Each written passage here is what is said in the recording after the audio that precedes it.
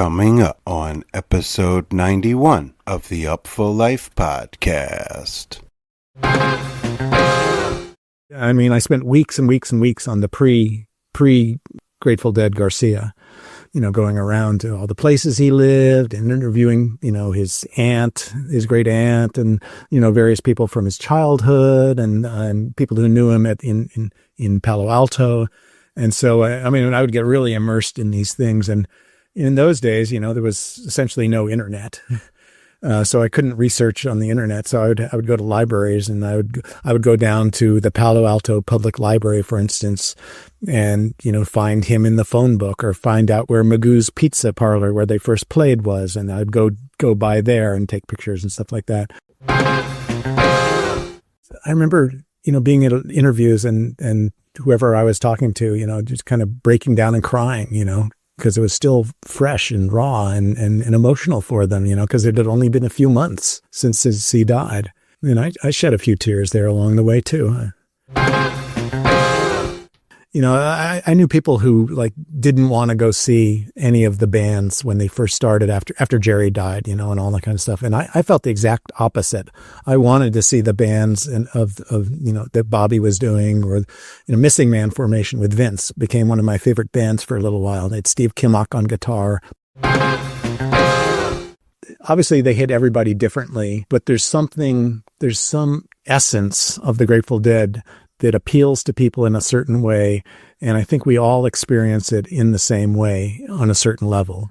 And that's why, people go see the jam bands, and that's why they go see, whatever, is to get a little bit of that hit, that vibe, which is completely indescribable, but you know what it is when you feel it.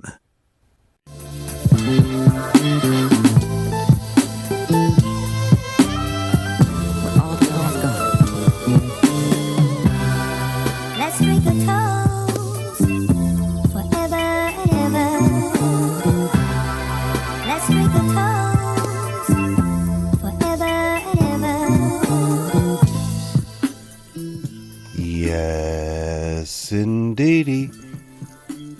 Welcome to the Upful Life podcast. I'm your host, B. Getz, and this is episode number 91, coming at you live and direct from the ViBE Junkie Studios here in Oakland, California. GD60, episode 91. So grateful you are tuning in. I love you very much.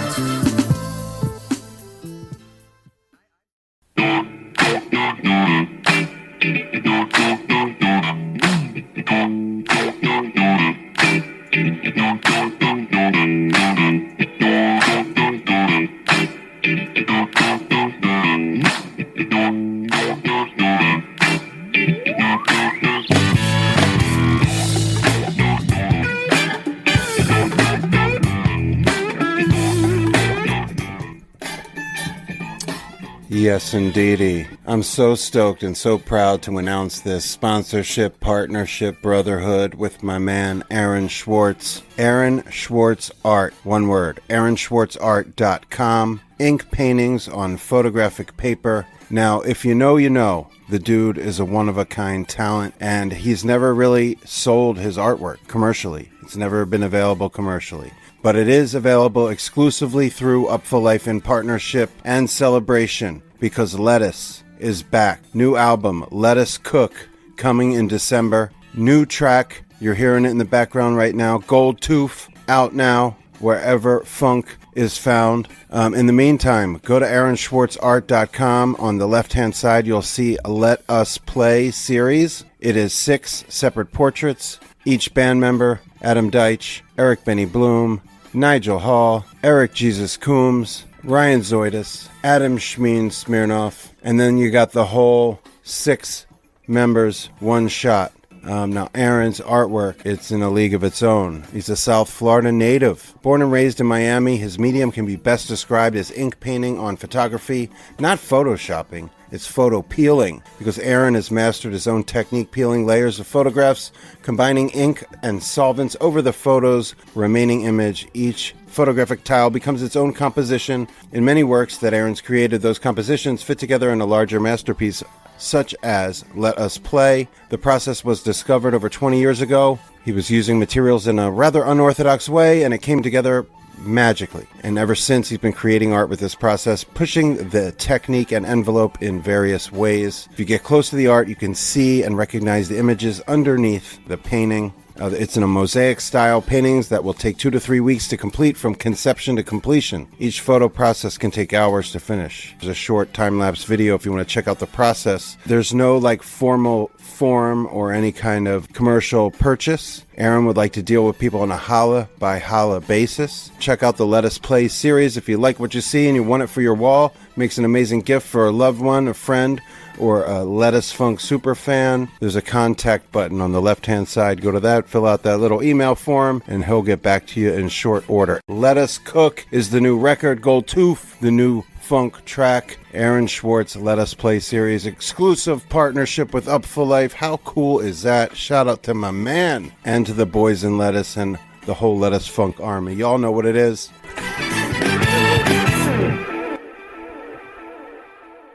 www.aaronschwartzart.com. That's AARONSCHWARTZART.com.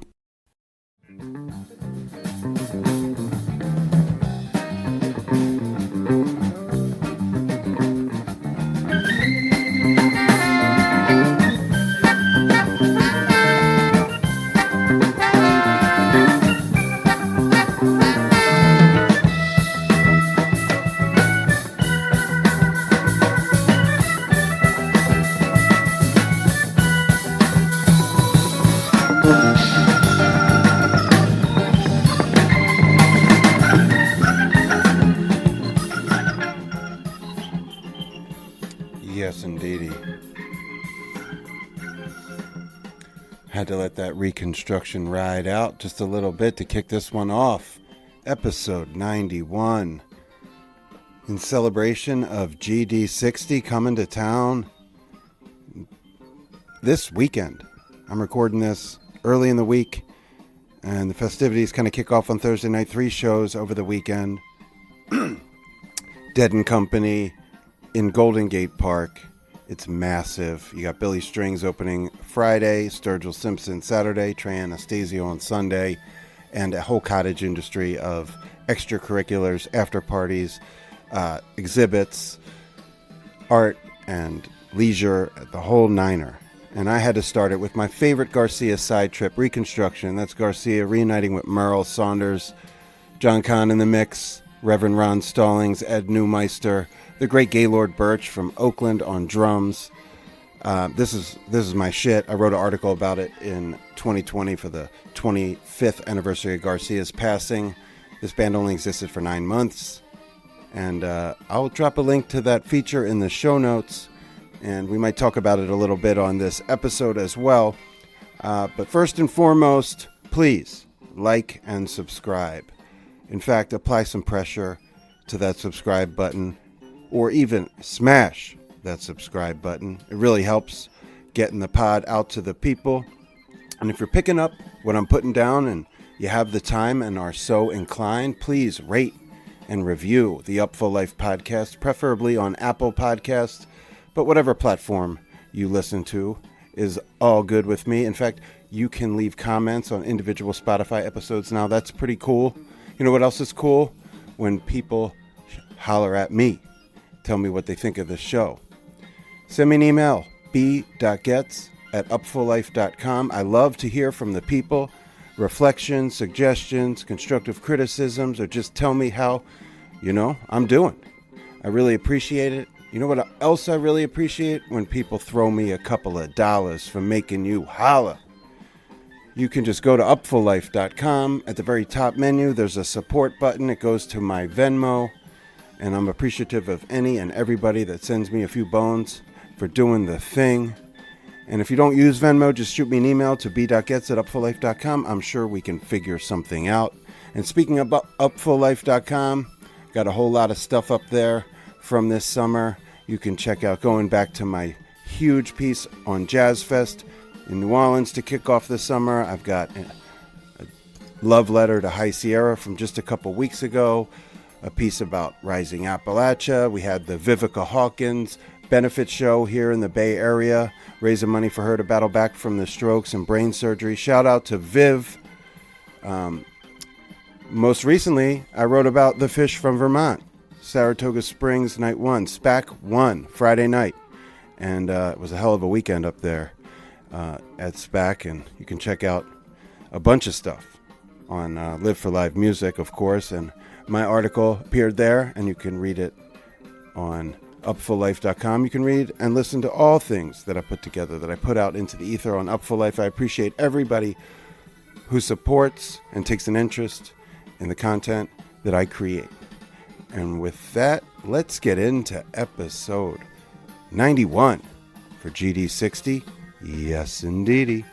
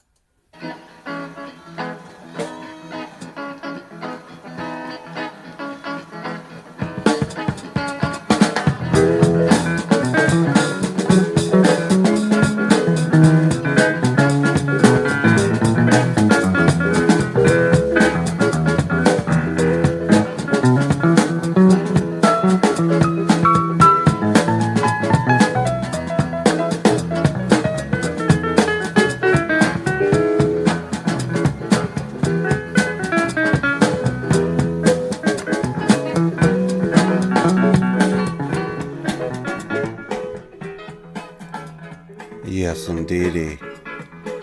Episode 91. I was planning and hoping to try to align it to be actually episode 92 because I saw my first Grateful Dead show on March 18 of 1992.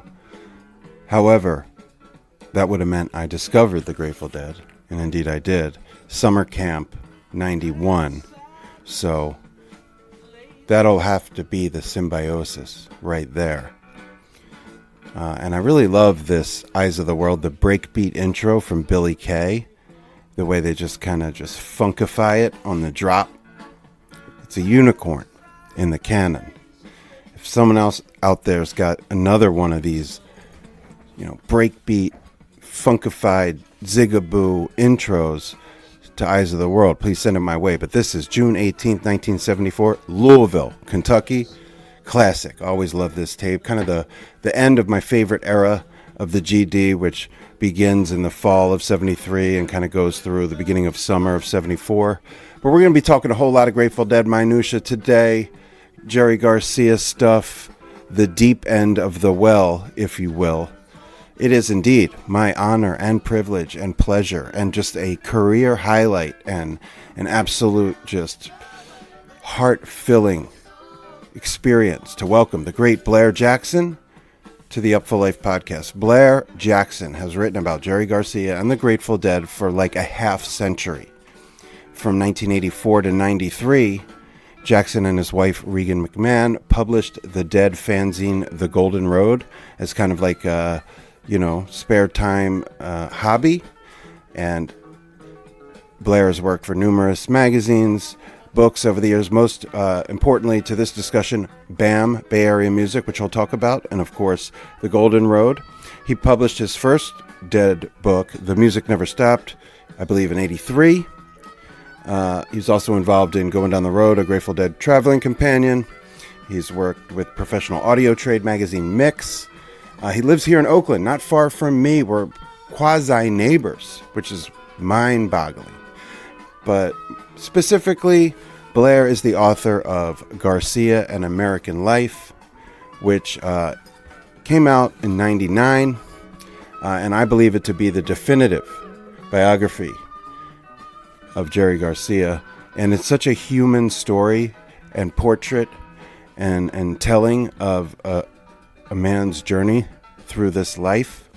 And it had a very, very impactful for me at 21 years old, processing. I only saw the waning years of the dead, but it became my whole, identity, if you will, for that time. And, there was other books coming out. And even before then, some formative things for me were like the Grateful Dead family album, Geraldine Brandeis, R.I.P. That was something I got like while the Dead were still doing their thing, maybe like 93 or 94. Shout out to Johnny Woodstock and Woodstock Trading Company, where I bought that book on Route 70 in Cherry Hill. But I digress. Blair Jackson wrote Garcia, An American Life. It had a huge, huge influence on me as a young Deadhead, as well as somebody who wanted to put pen to paper and write about music in some capacity. And I really credit this book and Blair's style and the way he handled Garcia, the topic, and the person and the human in a way that really resonated deeply with me and continues to this day. He's also written some other Dead stuff over the years. He had a blog on dead.net and teamed up with David Gans a few years back for This Is All a Dream We Dreamed, an oral history of the Grateful Dead, which is also fantastic. And shout out to David Gans of the Grateful Dead Hour.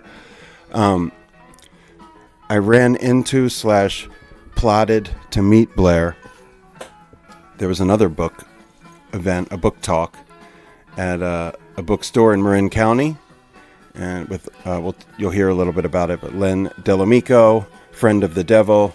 It's a new book about Len's friendship and professional relationship with Garcia and the Dead, as he was a main videographer for them for 15 years or so, and then into the post Garcia GD years.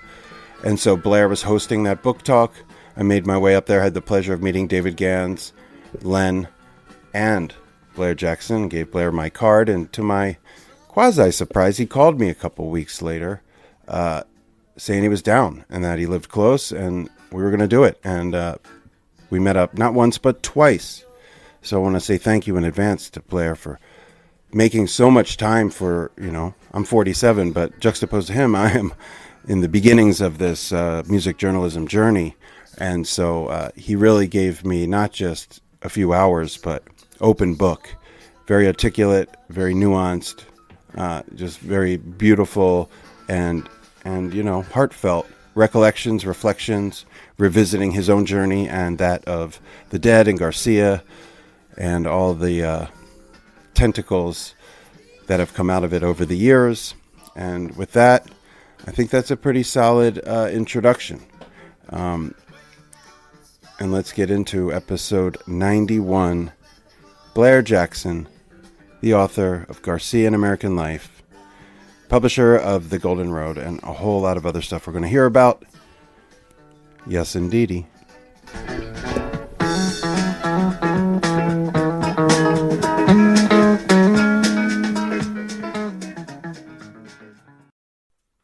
All right. Well, it's a surreal moment right now in the life of Brian, and that's because I'm sitting here in my home in Oakland, California, with one of the biggest inspirations for me to put pen to paper and to write about music. I've got his book, Garcia, An American Life, right here on the table. A formative tome, not just for me, but for many folks that I've come across. And had the good pleasure of meeting this gentleman at a bookstore in Marin a couple months back. Gave him my card. A couple weeks later, he called me. I remember just the thrill of answering your phone call. And just to be here today, it's true honor and privilege. Pinching myself, super stoked. It's also the first complete, fully focused Garcia episode I've ever done, episode 90. Wow. So I held out for creme de la creme. Oh, shucks. Without any further ado, welcome to the Upful Life podcast, the great Blair Jackson. Thanks, man. I really, like I said, appreciate the time and you coming over to the crib. We live like 2 miles away from each other, as it turns out. I love that. I also love that that's been the case. I've been in this house for 8 years, and I had no idea, but, I trained my whole life for this. So no pressure. But yeah, I like to start, especially when I'm talking to musicians, artists in the present tense before we play Remember When, or grew up in the Wayback Machine. Right. So the day I met you, it was Len's book. I've got it over there on the shelf. Friend of the Devil. Right. Len Delamico, am I pronouncing? Len Delamico. Delamico. Yeah, yeah. And so you were hosting a book talk, something I had the pleasure of doing once for Steve Gorman of the Black Crowes. What was that about? And just tell me just how you got roped into that thing. It was roped in. I was happy to do it. I've known Len for many years. Len was the videographer essentially for the Grateful Dead beginning in 1980. I think his first assignment was to work on what eventually became the 1980, the live Dead Ahead. That was the video that came out of it, which was shot at both the Warfield and mainly at Radio City Music Hall in Manhattan in 1980. When those were the shows where they were doing an acoustic set and then 2 electric sets, and then they had this crazy idea to bring in all this comedy stuff from Al Franken and Davis actually, which was great. Remember him? Ooh, yes, Grateful Dead groupie. Hey, how you doing? Hi, my name's Tom Davis. Oh, relax, I got some Coke. No. Hey, what'd you do that for? Hi, Mrs. Quartzman, you pig. Oh, I'm what sorry. the fuck's going on, man? He was pawing me. Hey, I'm sorry, I didn't know she was your wife. Look, what are you getting so uptight for? We can share the women, we can share the wine. Well, what's this all about, man? I mean, what's happening? Well, I was, nothing. We can share the women, we can share the wine, and, Jack Straw. I was referring to Jack Straw. And so they shot a bunch of that there. And so Len tells the story of sort of meeting them for the first time and kind of the idea of this kind of New York guy who sort of knew the Grateful Dead okay. I mean, he had done video stuff at the Capitol Theater in Passaic, New Jersey for John Scher. And so I guess that's partly how he got the gig to do what became Dead Ahead and all that. Although I think at the time the Grateful Dead didn't know what they were going to do. They just wanted him to shoot the shows and that kind of stuff. So, and it developed into a really great long-term relationship where he was sort of the Grateful Dead video guy for a number of years. And he went out on the road with them when they started doing video in stadiums in late 80s and early 90s. And, he's just a great guy. I interviewed him for my book, Garcia, and I've interviewed him several times actually through the years. So we were sort of friends. So it made sense and I was happy to interview him on stage. He's an interesting guy. Yeah, I got that sense from him. I did, in that hang with you two. Seemed like friends, and you seem like an affable guy. And, it's funny, off air, we were talking about, my colleague and friend, Jake Feinberg, who you were on his radio show several years back, which, thank you, Jake, by the way, those were great study materials, so I could be better prepared to speak with this gentleman. But one of the offhand, or I guess, sidebar questions that he asked you was like, is there anything else to be said or written? And this is like 15 years ago, because it's a well-worn tale. Lots of people have written about the Dead, less as focused strictly on Garcia, but a lot of Dead books. Quite a few Garcia books too. I mean, by now, Parrish and, sure. Yeah. I mean, Len sort of waited until now to do his book, as he explained, just sort of didn't feel right for him to do it for all these years, since Jerry died. And, I don't know what changed his mind, but I'm glad he did, because it's a different kind of, focus. I mean, they were pretty close friends too, and aside from being workmates. So you get a kind of intimacy and an intimate look at, Jerry as the person off stage that you don't get from most books, including like, everyone from Rock Scully to Parrish and all that. I guess Scully never wrote a book, but Parrish. He did. We'll talk about you're probably best to read it. It's actually dubious. It's called Living with the Dead. Oh, you're Living with it. I read it. Yeah, sure. I did. Yeah, I just don't remember it. Yeah, I did. Yeah, a lot of people have a lot of things to say about the Grateful Dead. Some of them are even true, and most of the things these guys have in their books are true. And if not, they're interesting extrapolations on what was really happening. So, everybody brings their own set of ideas to what the Grateful Dead is or were. And there's a lot of stories to be told, and I'm sure there's a million more. And again, it's something that's been covered quite a bit. And as I've said, and I'll continue to say, your stuff, particularly the Garcia American Life, but, you know, with David Gans after that, Golden Road, you have a long, strange trip as somebody putting words to paper or keys on a screen about this band, this guy, this cultural phenomenon. But I did want to ask, because I'm also a journalist, or, you know, fledgling, if you will, juxtaposed to yourself. How do you approach, and I know you didn't write it with Len, but those type of situations where it's not an author, not somebody who is by nature going to be able to translate their memories and recollections and stories into like a linear narrative arc, right, but is filled with colorful, right, detailed recollections. What is like the other partner in that situation? How do you extract that in a way that's authentic? Tell us a little bit how the cake is baked in that regard. Well, I think you just have to trust that what the person tells you has a viewpoint and is interesting, and then help them along however they need help. I mean, I had nothing to do with the writing of his book. And he's not really a writer, and he's the first to admit that. But, you know, he's a smart guy, he's an intelligent guy, so he can put sentences together, and it's well done. And, I've read a lot of manuscripts for other people who've written Grateful Dead books through the years. I don't know. It's sort of a service I've volunteered to do, you know, like with Rock Scully, with Parrish, you know, people like that. They would send it to me, and I would do like factual checks for them because they can't remember everything, and they shouldn't be expected to remember everything. And not like I know everything, but, you know, I can certainly say, no, that was 72, not 76, you know, or whatever, you know. So I had that kind of skill set. And my feeling was I always wanted every book that came out to be good and to be accurate. And so that's why I sort of offered my services to these people, saying, let me read through it. You know, that continues actually to this day. I did a read on the new book called Here Beside the Rising Tide.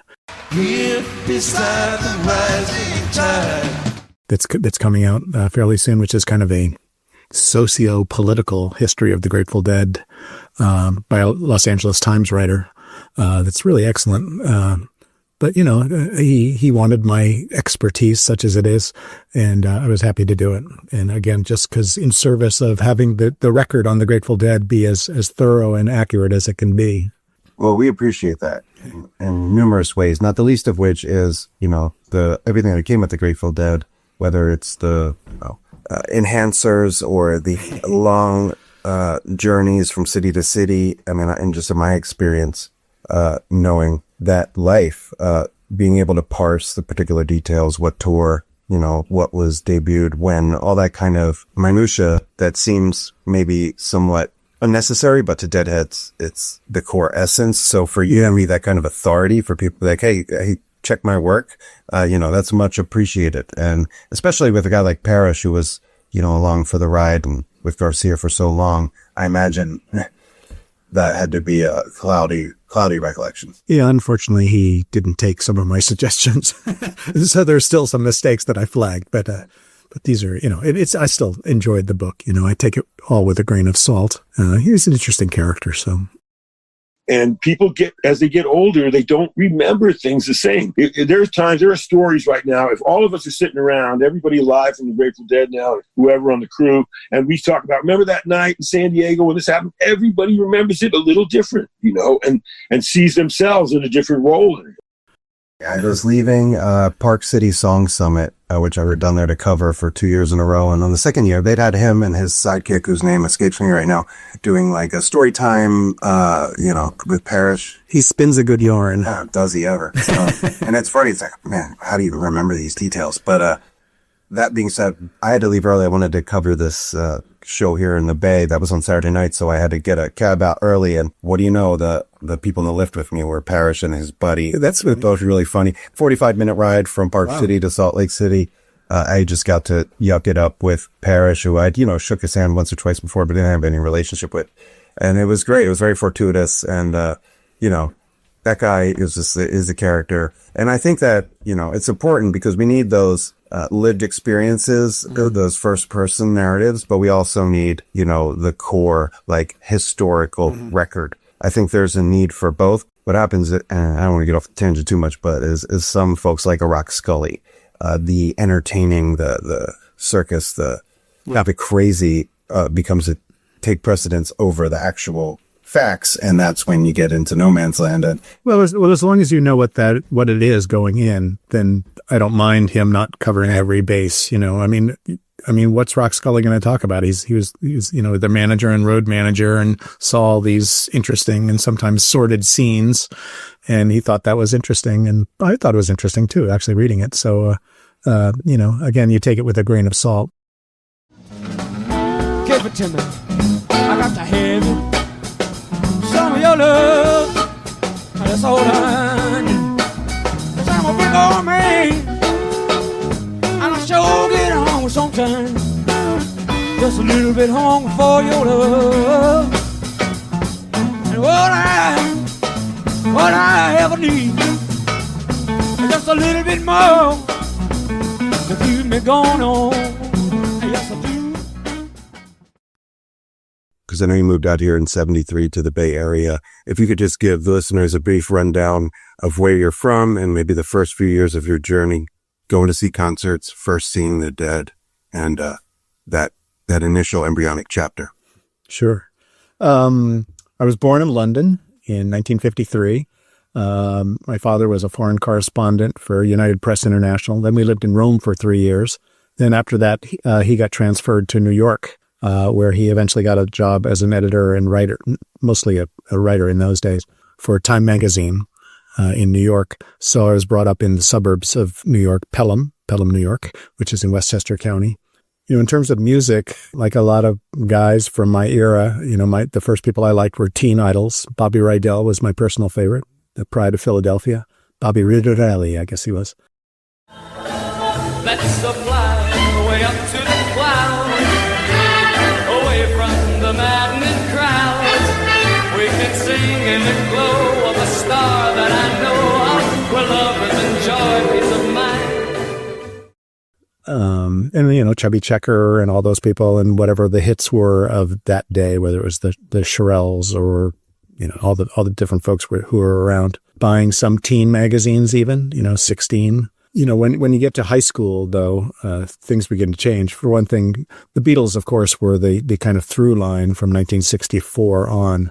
I was actually in Rome, living in Rome when the whole Ed Sullivan thing, so I missed out on Beatlemania, the American version of it. But they definitely were big in Italy, too. And I remember wandering down the streets of Rome singing Can't Buy Me Love and, you know, all kinds of.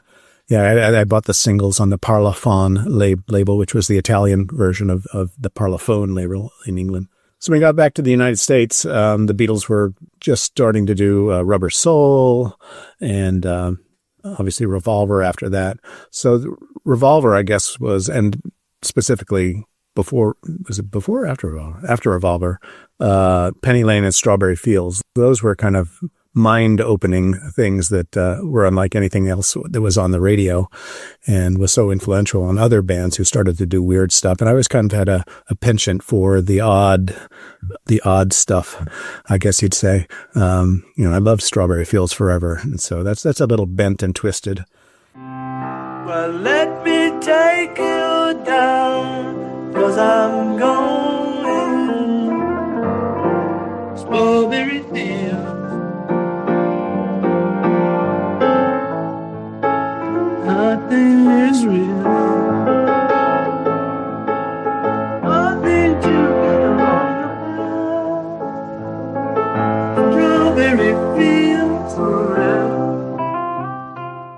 So in high school, just started finding my own bands that I liked. The Doors were one of my early favorites.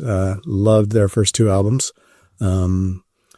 I had a brother, an older brother who was 3 years older than me, who had really interesting and sophisticated tapes. So he was listening to Ravi Shankar. He was listening to Paul Horn, Inside the Taj Mahal. He had all these kind of records that were kind of trancey and, I don't know, they kind of expanded my mind in that way too. And like by the time In a Silent Way came out in 1969, Miles Davis's great album, I mean, that one really floored me. I just loved everything about it. I loved that kind of idea of flow and a journey through the music.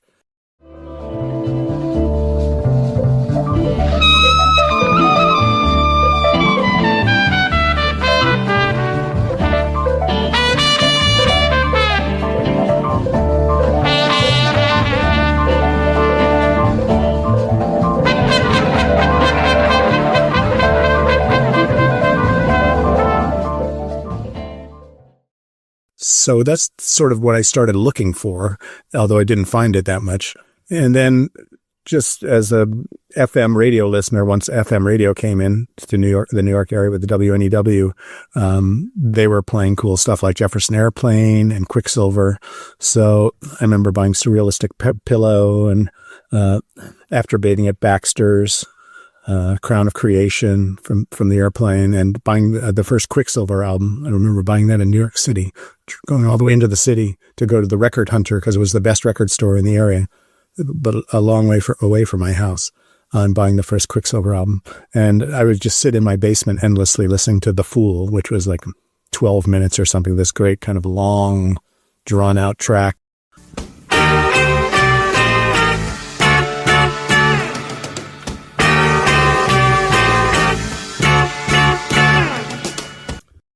Like I said, I always liked the long form. So I guess the first Grateful Dead album we ever got was my brother brought Oxymoxoa, and I liked it okay. I liked St. Stephen. I liked China Cat. I liked Mountains of the Moon, although I thought it was kind of overproduced. Even then, I thought it was overproduced. So, I liked them enough that it would intrigue me because I was really a guitar guy. My idea of a good time was finding an album with really long guitar solos on it. So, like the first Led Zeppelin album, that was an album that totally killed me with Dazed and Confused.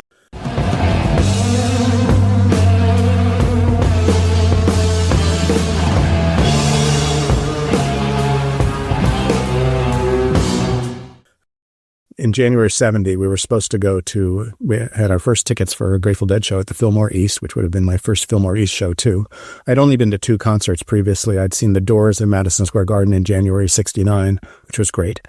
And Jimi Hendrix also at Madison Square Garden in March or April. I can't remember I don't really remember when it was, but it was not that great. It was kind of disappointing. Let me say before we start, let me say peace for everybody in the first place, and happiness.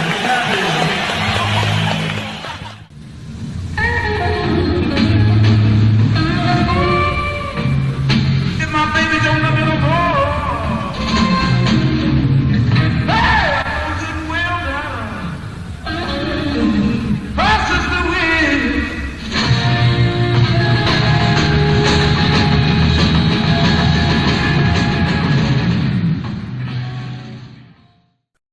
Yeah, it had a rotating stage, and he didn't like it. And I actually just recently I read an account of that concert and about how bad it was. So I'm glad my memory was correct because I thought, oh God, no. I mean, it's not like I ever held it against Jimmy that it wasn't a good show. I knew he was fantastic, and I loved the Are You Experienced and Electric Ladyland. Electric Ladyland's one of my all-time favorite albums still to this day. So, but our unfortunately, my brother got sick and we couldn't go to the late show of whatever it was, January 5th, 1970 at the Fillmore. So somebody else got our tickets. And I was very disappointed. But then within a couple of weeks, tickets went on sale for a show at the Capitol Theater in Portchester, which was a brand new venue, pretty much. And, not pretty much. It was a brand new venue. And so that became my first Grateful Dead show, which was completely mind-blowing.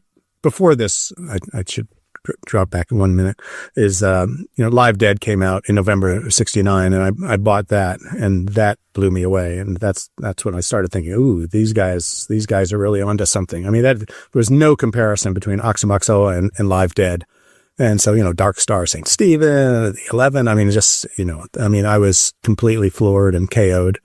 And so when they came to the Capitol Theater, I said, I got to see these guys. So I got tickets. I was all excited. I got tickets. And I went the first time, I went to the Late Show because I thought, it has to be the Late Show. Maybe they'll jam all night or something like that. They had this awful band called Catfish opening who were really obnoxious. But it was great. It was the smallest crowd I ever saw for a Grateful Dead show. I was in the 10th row, and there were only like maybe 3 or 4 rows behind me that were filled. It was probably like half full. I think the word hadn't really gotten around about the Capitol Theater at that point, but it was completely life-changing. It was, I'd never, a woman next to me took off all her clothes and danced in the aisle next to me during the first song, a different woman in the front row jumped up on stage naked. And it was like, I was a 16-year-old boy. This was like, this is an interesting concert experience. Anyway, I thought they were great.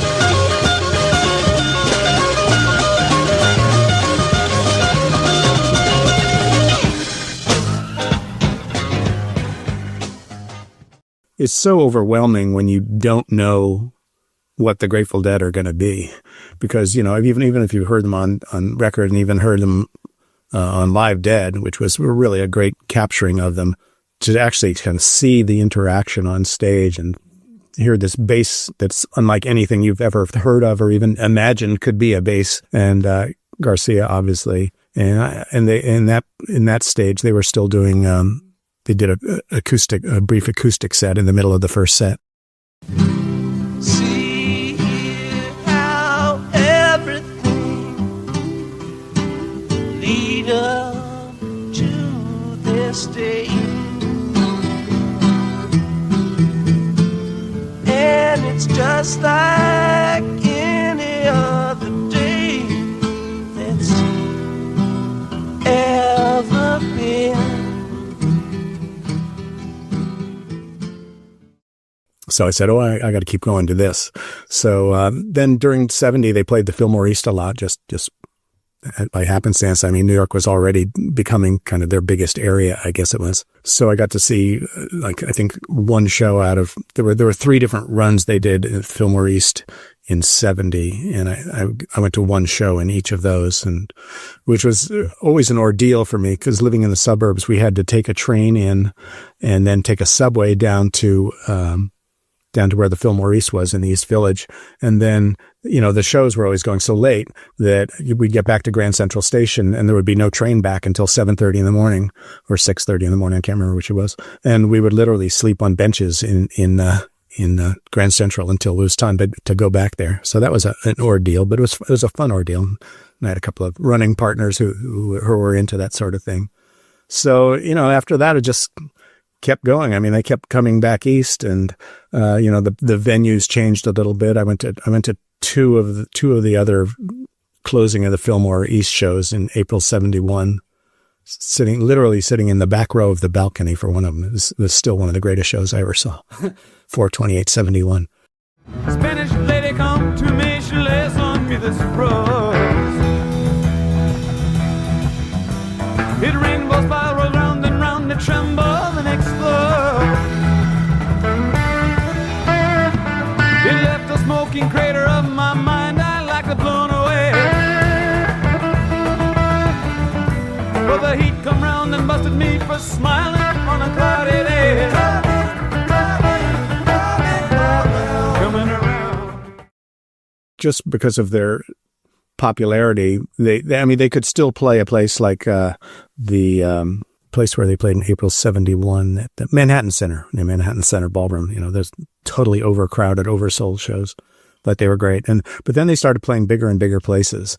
I saw them in 71 play in the end zone of the Yale Bowl in New Haven, Connecticut. So that was sort of my first out of town trip, I guess it was, although I didn't spend the night or anything like that.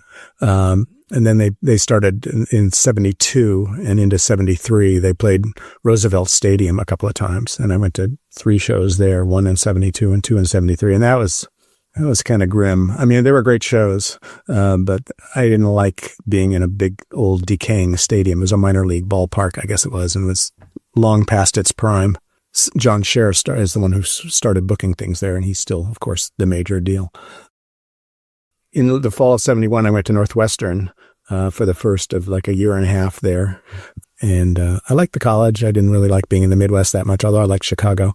And I did get to see them at the Auditorium Theater in whatever month that was in 71 with Keith, which was my first time seeing Keith. And that was a revelation too. I loved Keith. I'm a Keith guy, you know, guys are Brent guys and whatever. I'm a Keith guy. I just thought he added so much, and I loved the material they were bringing in at that time, which was sort of post-American Beauty, which I, of course, loved, both Working Man's Dead and American Beauty, but sort of the beginnings of, you know, Brown-Eyed Women and just all the stuff that turned up on Europe 72 and some of the stuff that was on Skull and Roses. In the interim, I'd also gone to see them at the Capitol Theater in Portchester a couple of other times, like the ESP shows in February 71 that introduced Bertha and Greatest Story, just in Bird Song. I mean, it was Wharf Rat. It was amazing. Home and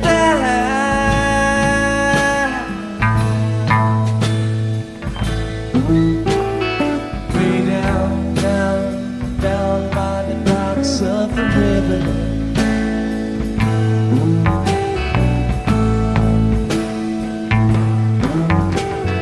Blind and dirty.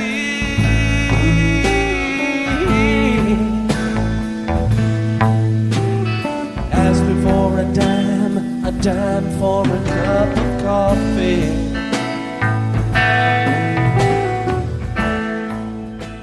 The thing about it in those days is that, though, and actually up until later, until I really got into tapes and we're hearing them often enough.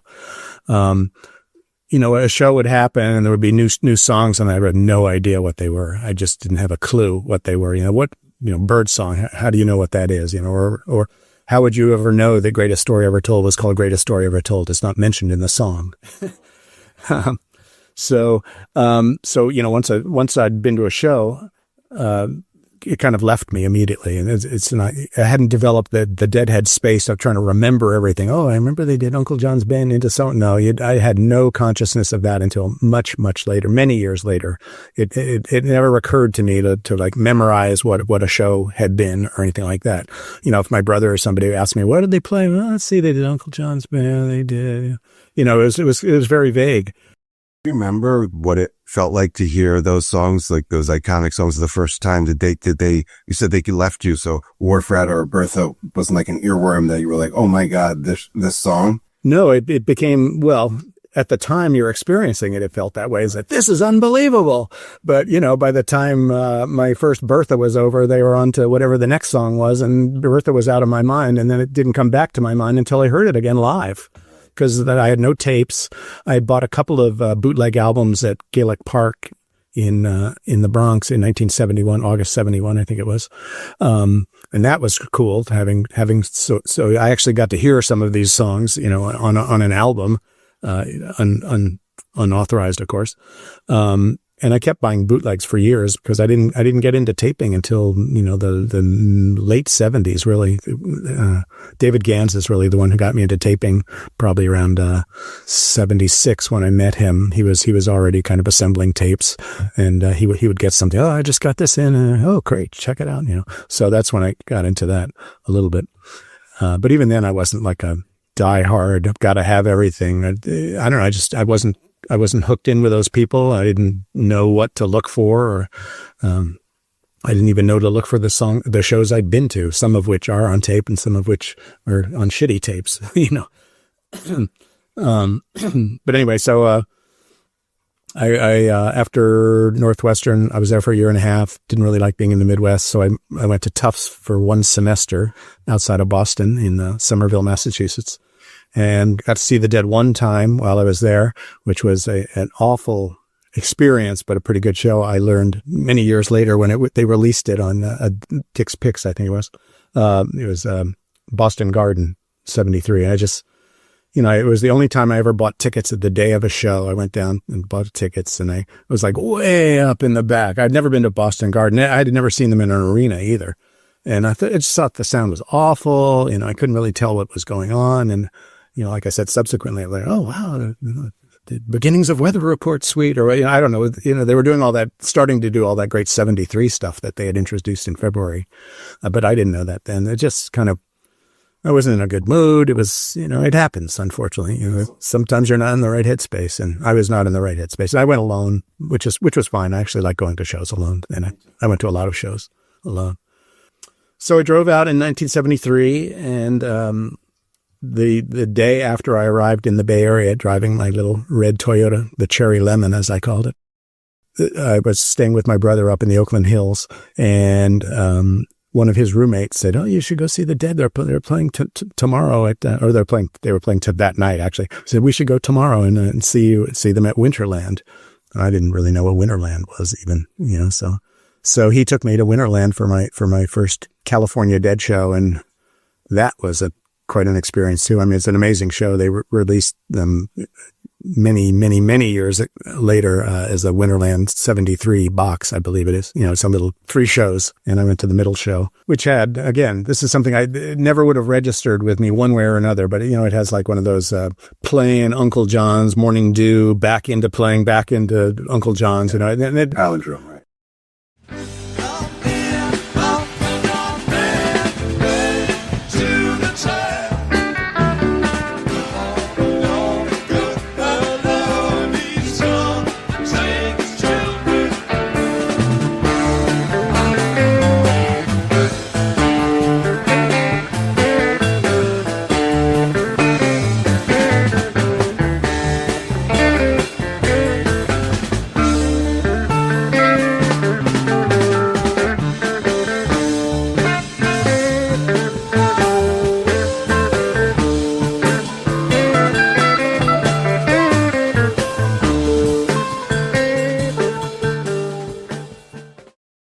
It was fantastic, but it left my mind immediately. I had no idea what they had done, really. It's just, I was used to having my mind blown and to be surprised. Almost every show I saw for the first several years, there was either 2 or 3 or 5 songs that I had never heard before. And, from covers to originals too. I mean, I hadn't heard most of the covers that the Grateful Dead introduced me. Sing Me Back Home by Merle Haggard, Mama Tried. I hadn't heard any of these things. I never heard country music growing up. And so they were really into a lot of the R&B stuff. Big Boss Man. How would I know Big Boss Man? I don't know. I didn't listen to R&B radio either, or blues or whatever. So they just kind of opened up a whole world to me. And it actually, in terms of the blues stuff, it coincided with a kind of a late high school love affair I had with blues. I don't know what started it. Might have been Muddy Waters, I think, probably. It started with Muddy Waters. I heard some Muddy Waters, and I just loved that. And went out and bought all these, Biograph and all these obscure blues labels, and were buying country blues records. And so I amassed a good collection of that. So the Dead tapped into that a little bit too, which was very exciting for me. So when I moved out here then in 73, then it's all of a sudden I'm just going to see all the shows here, whatever comes around, usually going to one show in a series.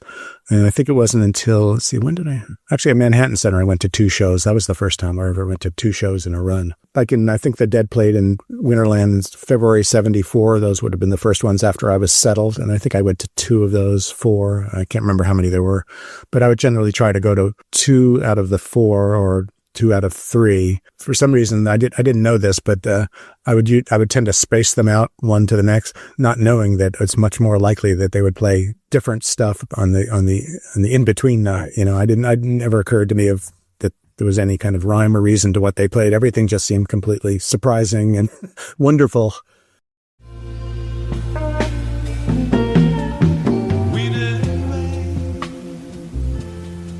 Now tell me why.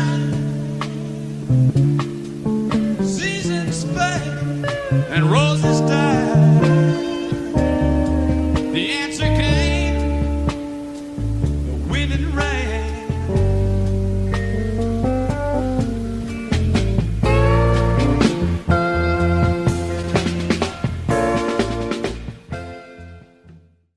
it's really just incredible to hear first person narrative, boots on the ground, young person embracing things for the first time. I do find it humorous that you're blissfully unawares of the importance and the relevance activity, yet that became, you became an authority on that, later in life. So I do find a bit of irony there. One thing I wanted to zero in on before we get into the Bay Area part of your journey or arrival in the 70s is you were present for this very formative evolution of the band from the countrified Americana that you acknowledged from American Beauty Working Man's through the Europe 72 kind of that pinnacle Pigpen changeover to Keith there for Keith's introduction. And then for me, we talked before, my favorite era is that 73, 74, one drummer, Keith by himself, more exploratory, some might say jazzier. You've already acknowledged that you were kind of blissfully unawares of what the songs were, but were you able to take note of the rapid evolution of the band? And did you find yourself like rooting for one of those styles or eras, or were they equally incredible to you? What were your like real-time observations of that pinnacle 3 years of 70 to 74, I guess 4 years? Every year was totally different. Or there's always a continuity, of course. I mean, there's definitely a continuity that goes through it all. I wasn't really thinking in terms of eras or change of personnel that much. It was amazing how little the change of personnel affected my overall opinion of the band. I loved Mickey. I was a big Mickey fan at the beginning. He's so out there and he's kind of pounding everything. And he was sort of the most exciting guy to watch it practically in the band. And then when he's suddenly not there at the Capitol Theater in 1971, when I see those two shows, it's like, oh, Mickey's not here. But that lasted for 5 seconds, because what they were doing in 71 became so interesting. And there was that period where they were kind of the core four plus Billy, or whatever. And then when, like I said, when Keith came in, I loved what he brought to it. So it's like every stage of the way they were still progressing, and plus their material got so interesting too, like in 73 and 74. I mean, adding all those different colors for China Doll and like Eyes of the World. I mean, there's just Here Comes Sunshine. Every album was different. Every iteration of the band was different. So I just went with it, and it's not like it lost any of its intensity because of one person's departure or another person's arrival. It always had that same essential Grateful Dead character, but just on new and different and an expanding palette of colors. I mean, when they get 73 and 74 are these, amazing long shows, with deep spaces and, the 30-minute Dark Star or whatever, 25-minute Dark Stars. And even though I as a live Dead addict, I sort of missed that period of Dark Stars. There was something so perfect about that live Dead Dark Star that I was a little sad that I never really got to see that, even though I saw so many like just amazing Dark Stars. But it wasn't that. It didn't have that kind of drive and that kind of, I don't know, there was certain concise rhythmic unity to the 69 Grateful Dead that they never really recaptured again, I would say. And I don't know if it's because all the great country material and folk material sort of got in the way and sort of broke the flow of it a little bit. But I'm not saying that in a negative way at all, because I loved all those songs. I mean, all the American Beauty and Working Man's Dead stuff. But in terms of, of a Grateful Dead show feeling like a one flowing organism, from beginning to end, I feel like I never quite got that 1969 vibe. But I'm not complaining. Hey.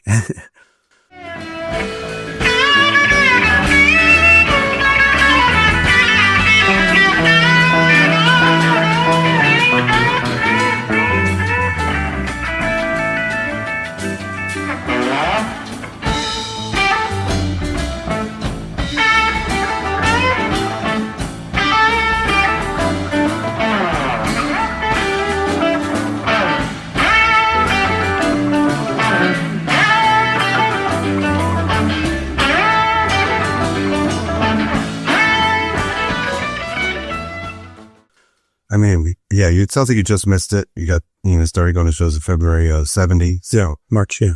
March, yeah. So, you saw a whole lot, but just missed that Screaming Gibson SG era. But you're born when you're born. I mean, hey, I only got Vince. Yeah, I know. Well, yeah. So we are who we are, but I appreciate all that. And yeah, I often marvel at the evolution of the band in just those few short years. So you arrive out here in 73. You got a brother living not far from where we're sitting in the Oakland Hills. Great. And you've got, already a big taste for the Grateful Dead. Well, obviously the band had moved out of San Francisco. By then it was no longer Summer of Love, Haight-Ashbury, Bill Graham vibes. What was the general Dead community like when you arrived here in 73? And just personally, how did you begin your journey as a journalist, and I guess your Dead, what you did with regard to the Grateful Dead here in the Bay Area? How did that begin? Well, I wasn't really aware of a Dead community per se. I mean, I knew there was a Dead community because I had joined Deadheads, which was, there was that little note in the middle of the Skull and Roses album. Dead Freaks Unite, right? Is that what it was? Yeah, Dead Freaks Unite. Yeah. And I sent in, and they dutifully sent us all the Grateful Dead newsletters, which all during 72, they kept us informed of where they were in Europe. And I remember one of the versions of the newsletter had the words to trucking in French, that kind of, which they never sang, of course, but that was cool. And during 73 and 74, the Deadheads newsletter kept us informed on the development of the Wall of Sound, which was really unbelievable and cool. And I went to the sound test in 74. The thing about being a Deadhead in those days is that it was not like you were standing apart from your fellow brethren, your other college students or whomever. Everybody had long hair pretty much. So it wasn't like they stood out. It wasn't like it was in the 80s when like the only place you would ever see long hair or a tie-dye was at a Grateful Dead show. And in this era, everybody liked the Allman Brothers. Everybody all those bands all had long-haired, hippie-ish fans. So when you go to a show, you might not, visually at least, it might not seem any different than any other show, any Grateful Dead show. So I was not part of any kind of Grateful Dead community. I had very few friends who liked the Grateful Dead. And it wasn't until I started working for BAM magazine in the middle of 1976 that started to change, just because I was now in a journalistic community, and it was a magazine devoted to writing about Bay Area music in that era. Then eventually became a California music magazine. So meeting other writers and it's just kind of expanded my world, my musical world so much, and starting to go to shows for free, which was great, just because we were on press lists. So I was kind of expanding my musical tastes at the same time as I was starting to write about music. I think the first time I wrote about the Grateful Dead for BAM was in 1976, when I did what turned out actually to be my first cover story for BAM out of like 50 that I did. Wow. It was on the comeback shows. I mean, not comeback, but yeah, the comeback shows in 76 when they played the Orpheum Theater. So I just kind of wrote an account of that, of going to two of those shows, and they put it on the cover, and they had some great photos by Ed Pearlstein, who's a really great photographer.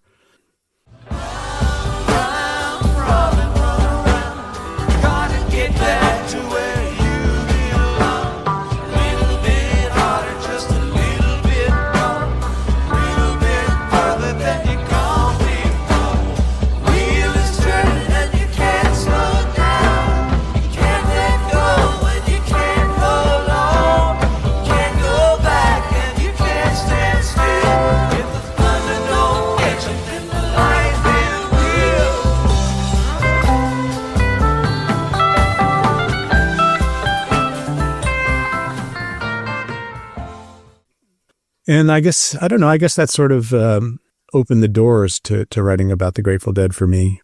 I just kept doing it. And I also got a job around that time. It was just a part-time thing, working for the San Francisco Bay Guardian, which was an alt weekly in that era. And I remember reviewing the Grateful Dead movie when that came out in 77, and reviewing Terrapin Station for that. So I was starting to write about it. I reviewed the first Digga album, the only Digga album for BAM, when that came out in 76. So I was trying to write about the Grateful Dead because I loved them so much. I didn't really get connected, so to speak, with the Grateful Dead until probably 80, when I did a story for BAM about the Deadheads. It was a cover story called Deadheads, a strange tale of love, devotion, and surrender. And I think it was maybe the first time ever that the skull and lightning bolt logo had been used like that prominently on a thing. It was like quite a coup that they let us do that, because they weren't really using that particularly yet, although it would turn up later on the cover of Still Your Face, unfortunately. That got me in touch with Eileen Law, who was the sort of the Dead's link with the Deadheads in those days, and actually through most of their whole history from the 70s on. She liked me. I liked her. People seemed to like the story. It just got me a little closer to it. Before we jump into the 80s and such, you're talking about your time here and writing for BAM. And if you're down to expound a little bit on some of the stuff that, you know, tickled your fancy that wasn't Grateful Dead here in the Bay that you found yourself writing about. And, you know, was it a discipline where you had to like force yourself to do non-Dead stuff to appease BAM? Was it just organic whenever you felt like doing something Grateful Dead? Also the side trips, you know, Garcia Band, how much you dipped into that and how much you were like writing about that. I wasn't writing about Garcia Band at all in that era. I did go to see them pretty often. I had been out here on vacation in 73 before I moved out here, and went to both of the shows that were recorded for what became Live at Keystone. So that was completely mind-blowing to have my previous Grateful Dead experience to be at Roosevelt Stadium and then to be like 4 feet from Garcia at the Keystone Berkeley. It was playing all this material I'd never heard of, you know, before, just completely different repertoire. So that was great.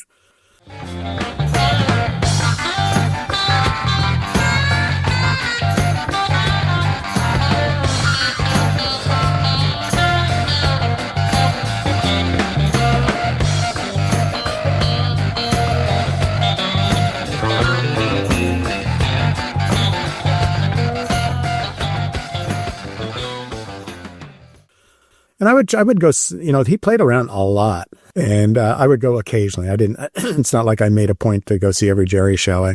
I would, you know, I went and saw probably the version with Martine Fierro maybe 4 or 5 times over a couple of years. I loved the version with Nicky Hopkins in 75. That was probably my favorite of all the bands, strangely enough.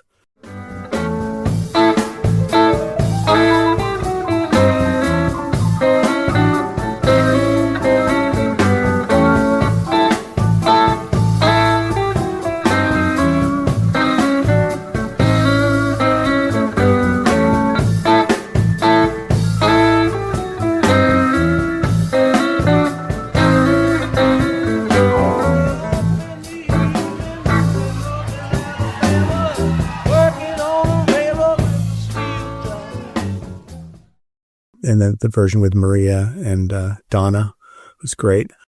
Come again. Walking along in the mission in the rain. Come again. Walking along in the mission in the rain. Yeah.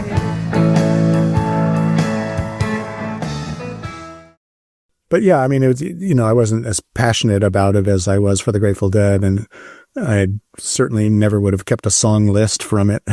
And when Dead Bass came out, or that had Garcia Bass in it, whichever year that was, and I was kind of looking back at shows, I had no idea what I had been to. You know, I know I saw him at some point here and there, you know, but I didn't keep it in my brain the way I did like knowing which Dead shows I went to. But it was just a great thing to have around. It was so casual and low key. And, you know, I went and saw the Garcia Band till the end and always loved him.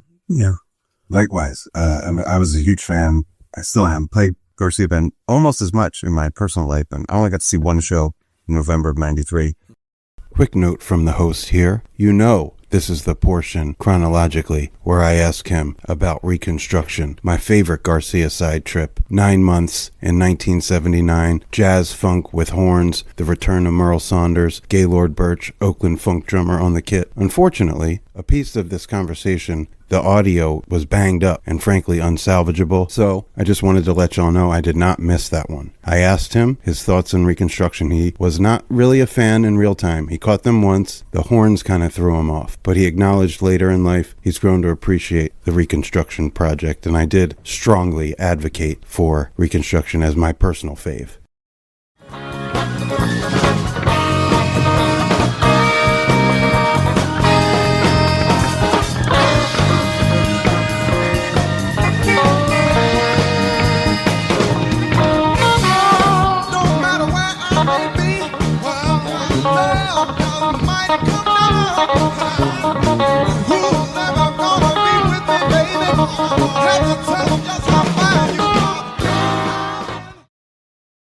You started a zine, or like you called it a zine, Golden Road? Yeah. Okay.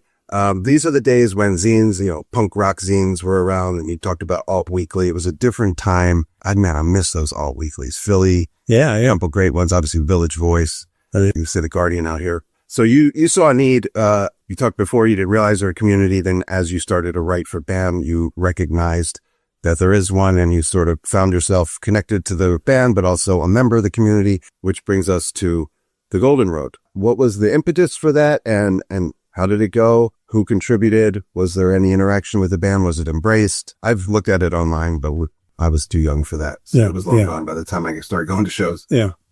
Well, you have to go back a couple of years before it started. I was working, like I said, for BAM and interviewing everybody. Just tons of Tom Petty and Carlos Santana. I went down to Hollywood to interview Herbie Hancock and Carlos Santana together at Herbie Hancock's house.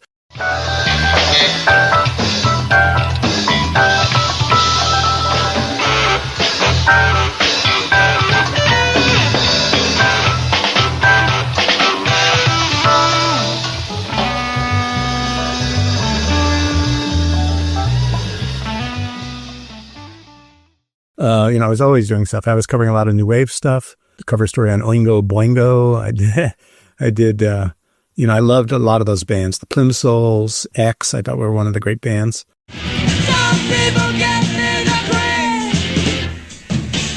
So I was doing a lot of different stuff, and then BAM let me do whatever I wanted pretty much. Yeah. I did a cover story on Nicolette Larson. I did a cover story on Emmylou Harris. I loved kind of that whole country rock thing. Loved Emmylou Harris. Still love Emmylou Harris. She was kind of a crush practically.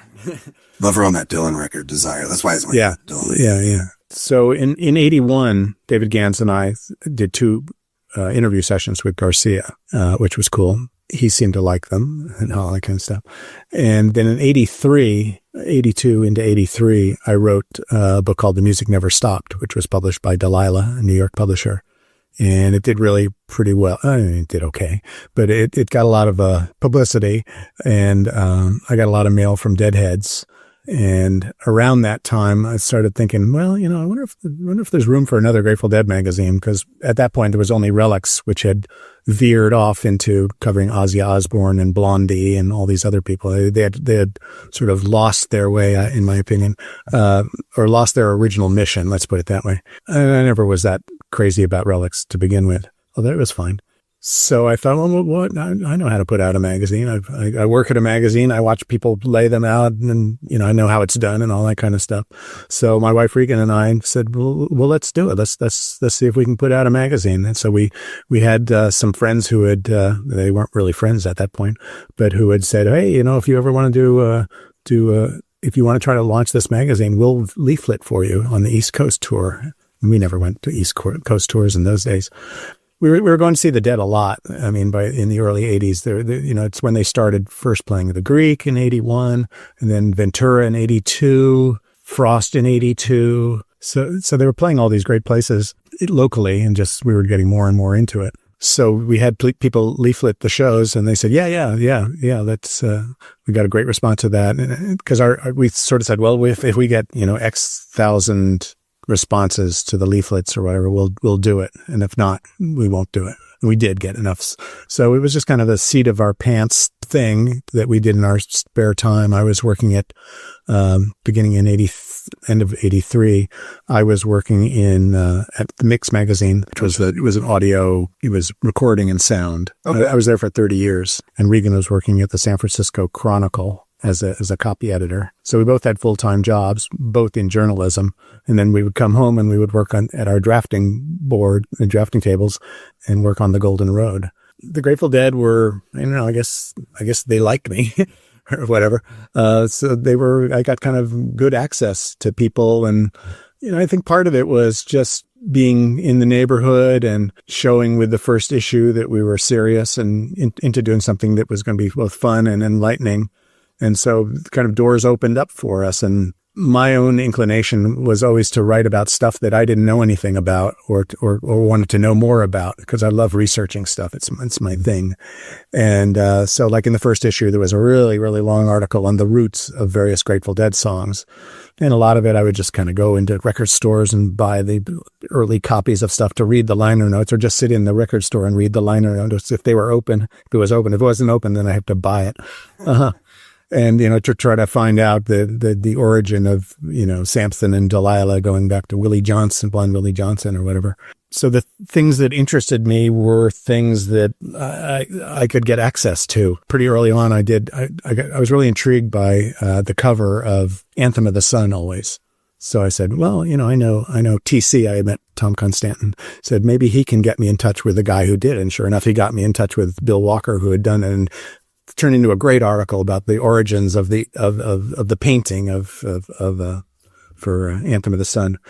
Trying to do articles on things that people were probably curious about, if I was curious about them, like Dan Healy. I interviewed Dan Healy really early on. I interviewed Eileen Law. She had never really done an interview with anybody before. Eventually, Mickey was an early supporter, and he had a little interview with him in the first issue. And then our first Garcia interview in 85 was kind of aborted. It was supposed to happen. We drove to the place where we were supposed to get a call from Rock Scully, I guess it was. And they'd say, oh, okay, he was going to give us the directions up to Jerry's place up in San Rafael. And, someone, when he got to the designated place and called and says, well, Jerry, he's about to go on the road or he's about to play shows and he's got laryngitis. So why don't you just come up and hang out for a few minutes and maybe we can do it at another time. So we went and hung out for a few minutes, and it was the first time I'd really met him formally, I guess. And he was super nice. He told us how much he liked the Golden Road. And I ended up taping like 40 minutes of him talking about film and video, just because, I just set up a recorder, and he said, well, you want chatting just for a few minutes? And so we talked about a bunch of film and video stuff. Then I talked to him several other times in 87, a couple of times in 88. But I don't know, people, it sort of felt like we had been accepted by the band, and it gave us good access. And, so it was fun. It got bigger. Each issue got a little bigger and hopefully better in terms of design. And we kept doing that for, I guess, 7 years or something, until we had our first kid. And then we went to an annual and did an annuals in 92 and 93, which covered 91 and 92 in terms of the band. But by that time, we had talked to every member of the band, living at the time, which was great. I mean, we got to do a big long interview with Brent, who I'd never seen an interview with Brent really at all. And Phil eventually came through, and Billy Kreutzmann. It was a great time, as you know, or as you've heard. It was a great time to be a Grateful Dead fan. I mean, just because the scene was exploding, but in this incredibly positive way, pre-Touch of Grey. It kind of felt like our thing, not ours, the Great Golden Road, but, you could feel the momentum in the Grateful Dead scene. And then again, I think a lot of it was them starting to play places like Alpine Valley, all these great sheds that, it's outdoors with the Grateful Dead is a dream, sort of, in my opinion. So second generation probably of Deadheads mostly, people like my age at that time, and people whose, older brothers and sisters might have turned them onto the Grateful Dead. And now we were the ones who were kind of we turned our college roommates onto the Grateful Dead or whatever, and they stuck with it. Yeah, it was a pretty magical time.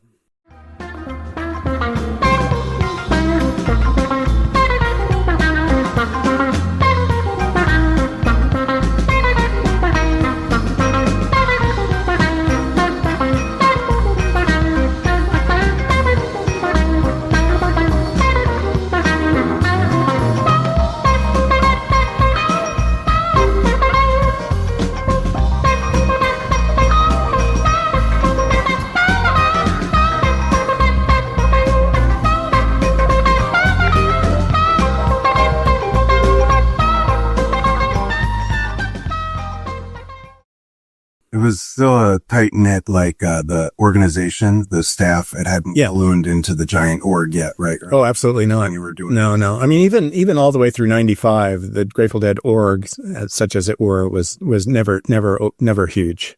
I mean, seemed like the same office people year after year, maybe a person or two added on this or that.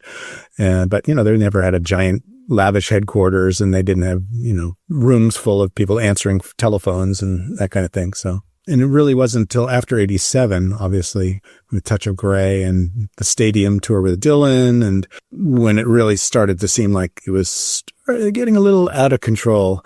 I usually term the mega dead, as we call it now, as being not even 87, 88, 89. Although in 89, I guess they did play some stadiums back east, but it still seemed controllable. I've seen 84 shows. This would be my 85th, but I'm from Rhode Island, but I moved out. I just sold my car and moved out of my apartment to go on tour. The reason that people gather to come to the Grateful Dead isn't so much just because of the band, but because in the heart of these people, they know that human beings are made to be tribal.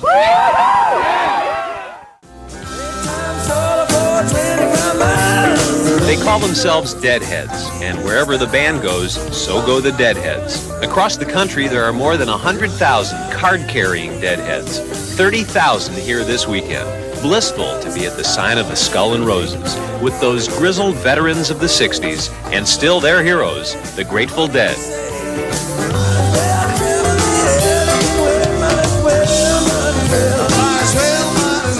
They've never had a top 40 hit. They hadn't done an album in 8 years, and they don't even advertise their concerts, but they sell out almost every time they play.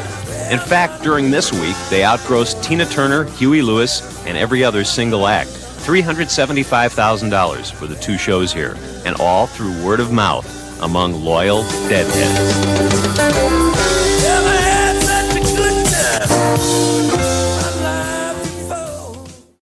And they played some great shows. I think 87 to 89 is really a great time for them. And then, when they got to the big stadium stuff later, 91, 92, and that's problems outside the shows. And I mean, there were problems outside the shows at different times through the years. I mean, I remember writing about a riot in Richmond in 85. For a week and a half, FM 106 DJ Nick Perry has been waging a one-man campaign to convince city officials to lift a ban that prohibits the rock group The Grateful Dead from playing in Richmond. The ban was imposed after some concert-goers became unruly during a 1985 performance.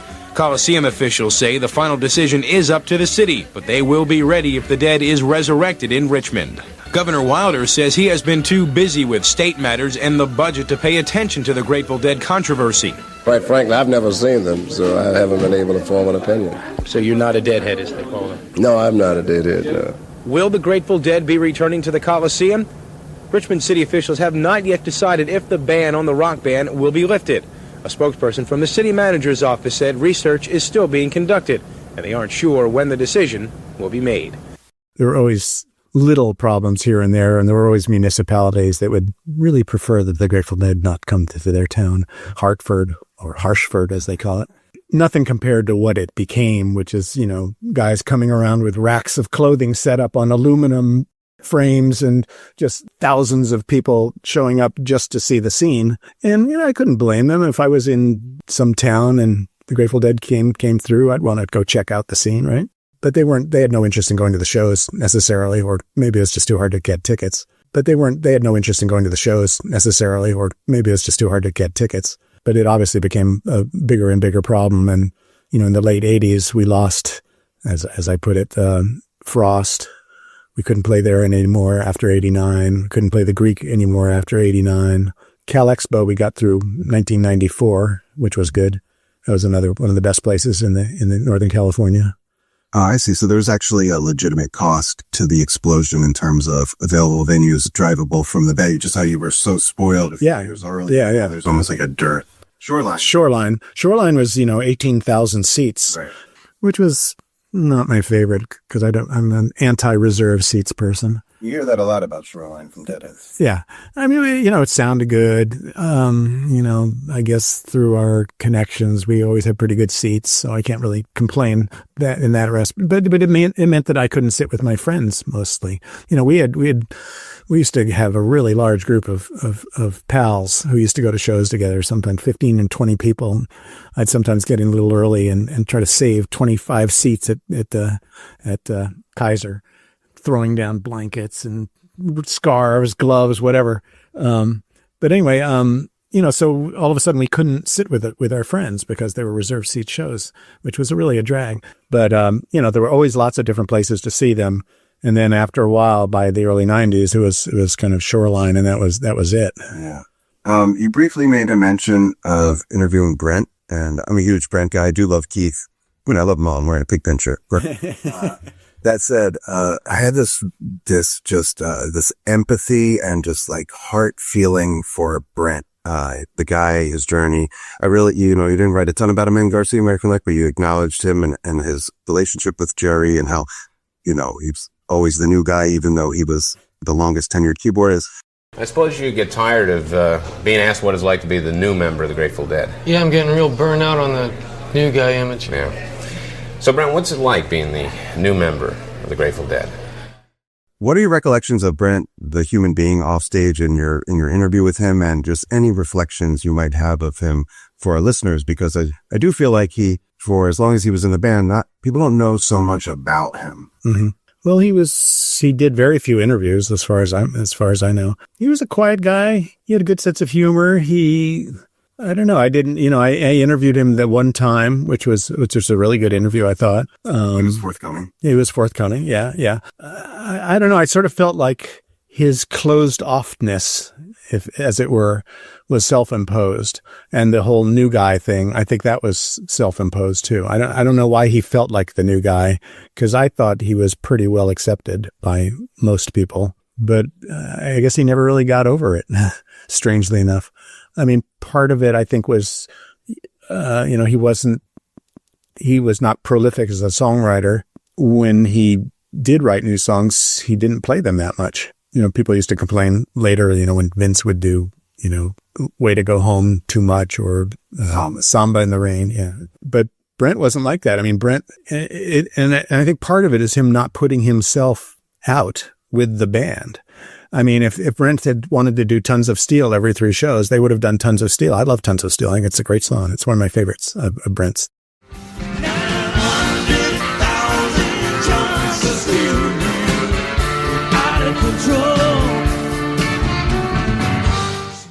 That and Just a Little Light.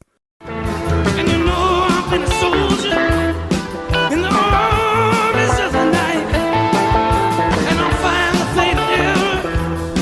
It was otherwise alright.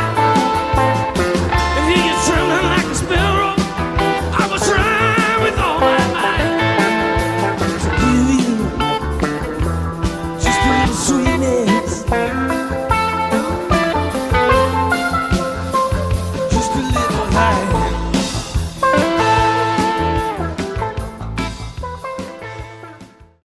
I've been looking at the lists of the shows I've been to, and, you know, he would play it. I saw him do Tons of Steel like 5 times or something. You know, out of, you know, hundreds of shows, he just didn't put himself out that much. And when he did, or like sometimes when he would stay on after like before they go into drums, you know, he would stay out and play Don't Need Love. And he had these kind of downer songs that were not embraced by Deadheads, shall we say, or most Deadheads. You know, he seemed like a little bit of a down personality, even though, you know, he could express joy and was, you know, you would see him in these incredible joyful moments. But I think a lot of it is just kind of his personality, and was not something that was him being rejected by Deadheads necessarily. Yeah, I mean, I've read, you know, accounts in archive.org, people telling stories of shows and, you know, the negative things about those Brent tunes, and, you know, sort of like hard luck romance songs that just break out. Also, and I think you've written about this and others have speculated, you know, he wasn't as well read per se as some of the Deadheads intellectually. Well, Jerry said that. Yeah. Jerry said that. And then also, you know, didn't live through the whole psychedelics period with them. So, I don't know what caused that for him. I know that's why I kind of asked your perspective, but it's definitely was noticeable. And it was a sad way for him to go out, and obviously affected Garcia greatly. It affected all of them greatly. Yeah, I can only imagine. But my recollection being a kid watching the, Alpine video, they're making googly eyes at each other. And that sort of like, seemed like Garcia got a lot out of Brent's presence, and they would stoke each other. Yeah, absolutely.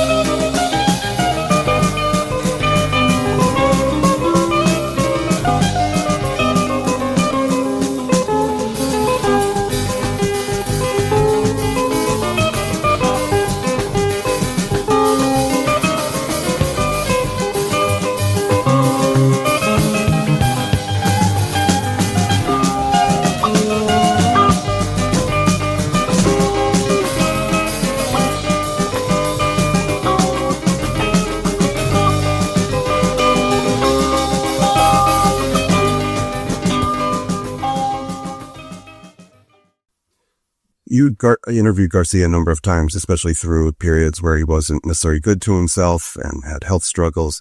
What are your recollections, Ed?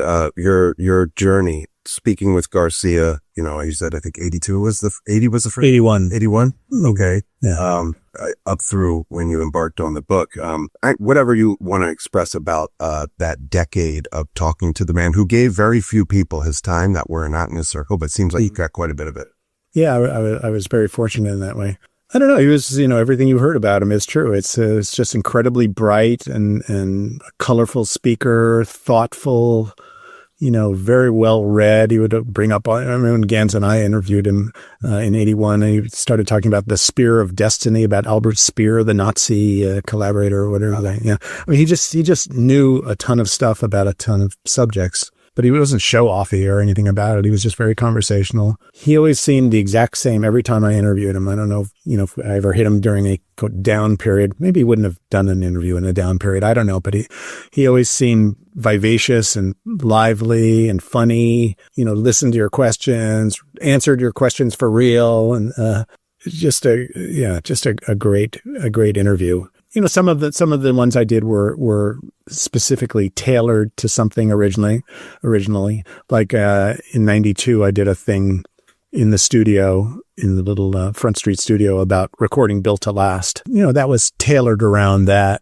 An assignment, basically, like we're talking about this record specifically. Well, he wouldn't say that, but I would use that as the pretext to get the interview. And, they would usually go far afield. But, that was something, having done literally thousands of interviews with musicians, there are certain things I learned through the years. Number one is make sure you talk about why they're talking to you. And, 9 times out of 10, it was to promote an album. So if I'm talking to Carlos Santana, he wants to talk about his current album. If I'm talking about, just whomever, Tom Petty again. Okay, well, now we're on this album. Now we're on Hard Promises or whatever. So you always get that done. You always get that out of the way because that's why they're there. They've been sent by their publicist to talk to you.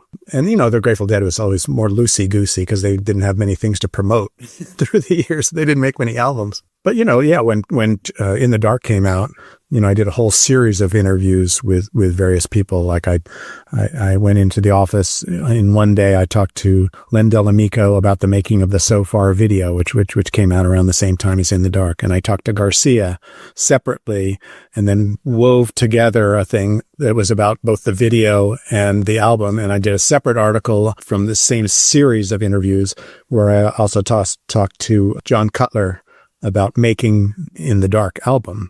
And then I would interweave. So I would talk to Garcia about In the Dark, So Far, and then whatever else we talked about. So then I interwove those into several different articles. And they were always cool with that. I mean, that was fine. So yeah, he was great. 22 years ago, I didn't think I'd live this long, to tell you the truth. This has been totally surprising. I mean, of course I wasn't planning then. So being here is partly surprising and partly not. I don't know about the rest of the world, but the way the Grateful Dead works is that it's constantly, the way it appears to us is it's constantly opening doors in front of us. So for us, this has been a long, slow, gradual rise not bumps and, plateaus and that sort of thing, but a real slow, gradual rise.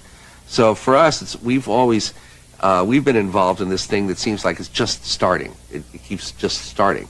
So right now, given the state of the music business and our position in it, the thing of having become an institution without ever having done anything to deserve it, so to speak, it's here we are just by dint of having survived this long, and our slow accumulation of passengers along the way. Here we are successful, and things in a way are still opening up for us. So I only interviewed Phil once during the Grateful Dead era. I interviewed him a couple of times subsequently, post Garcia. But, I was really nervous for that one. I don't know. Phil was very scary in a certain way. I don't know. He's he kind of has this presence, and you hear about him kind of being a persnickety or whatever. But he was great. He was really nice. But yeah, they were everybody was nice.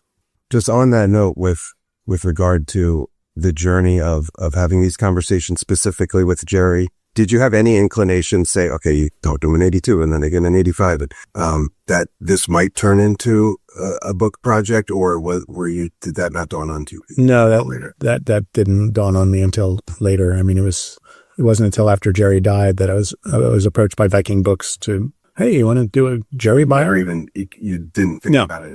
No, I never thought about it. I mean, it was so soon after. I mean, it was, less than a year after he died that they approached me. But I immediately dove into that, and that was an amazing experience too. So I can only imagine, and we appreciate, we love the book so much.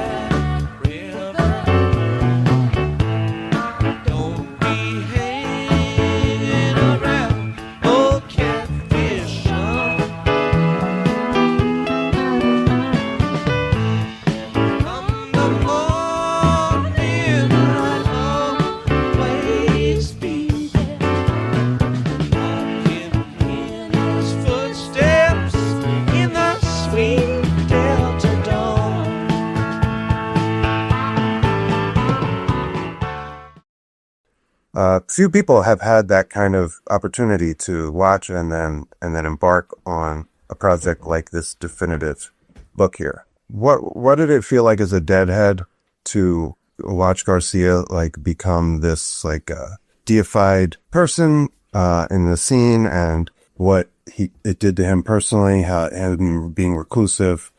Before you embarked on this book, did you have an emotional relationship with his decaying self?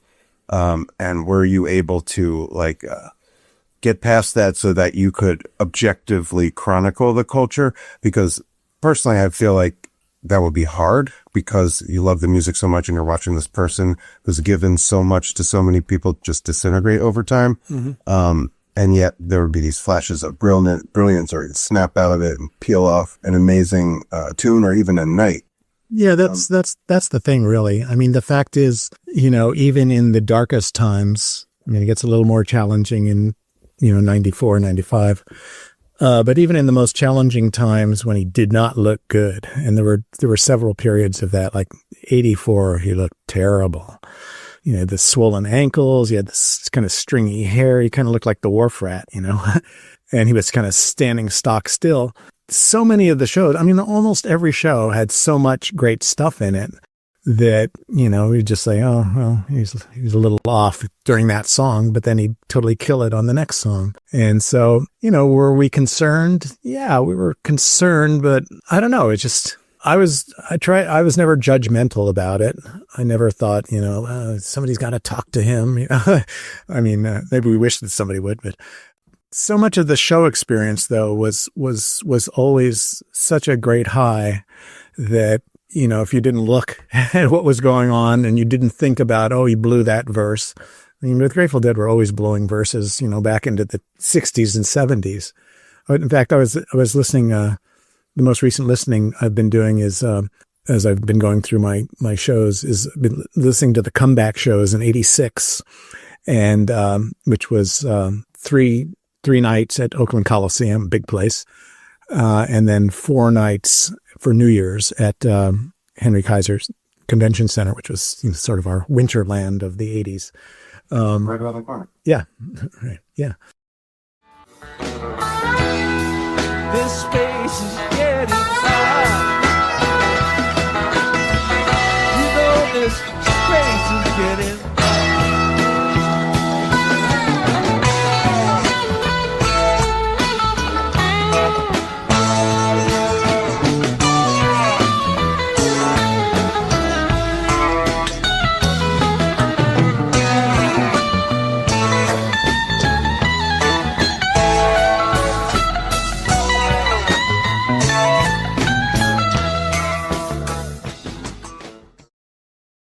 Anyway, what's interesting is, Garcia is like totally on fire. He's back from coma, and he's, he barely makes an error in like 7 shows, a couple of little things here and there, but that's to be expected.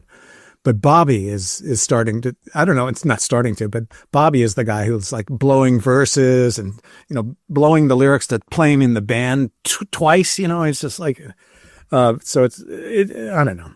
There was always so much great music that I tried not to let the personal stuff get in the way of it.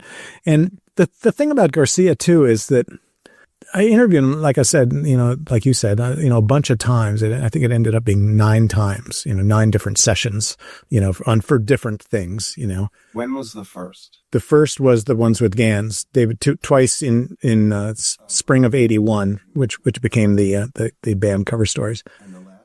The last was when I interviewed him with Hunter in 1991. Okay. Right. Is that right? Yeah, that is right. But in between there was, I did a thing on Built to Last, where I did, just talking about that, or I did a thing with Paul Grushkin, who had done the Art of Rock book. And so we sat down with him and looked through the book, and he talked about that. So there's, there were several different things through the years, and he always seemed so lucid. He was just such a smart, interesting, funny, bright guy. Was he high when I was interviewing? Probably. I don't know. You wouldn't think about it. Wouldn't think it. And he didn't seem like a messed up guy to me. And, maybe he just rose to the occasion, or always, but, I'm sure it was I'm sure there were drugs involved, but, he always seemed the same to me. And I think that's something you hear from a lot of people who knew him much, much, much better than I. He just was this kind of person, and the drugs were almost I wouldn't say incidental, but they were, they didn't seem to affect how he talked or what he thought or how he could express himself. And there was no community in the sense of we are a community. But then after the first thing called the human being, that thing, it was like, yeah, there is all these people that we're all, it's like, yeah, there is a community. There is this whole big community. It's all these people who potentially know each other. We're all those people who are the weird ones, And it was all of a sudden you discovered all these people who were like you, and that was the neat part about it. First, that was the first thing. Now, of course, that disappeared immediately. I mean, as soon as it started getting to be publicized, then it all, of course, it evaporated immediately, and it no longer was important. It no longer had any power. Really. It did for the first couple of minutes, and then it went whoosh, and it was gone. And it wasn't relevant anymore, not to the people who started there, And as soon as that happened, everybody started to just disappear. They disappeared over to Marin County and other places, and because nobody wants to be in the center of the spotlight. Not in your life, maybe in your work, but not in your life. And those of us who were performers, like the Grateful Dead and stuff, we just performed, and we at that time we started going national. We started touring the whole United States, so it was no longer community to us in the real sense. In the real sense, that America became our community. So in the interviews, it was not a factor, but it was clear, the way he was taking care of himself.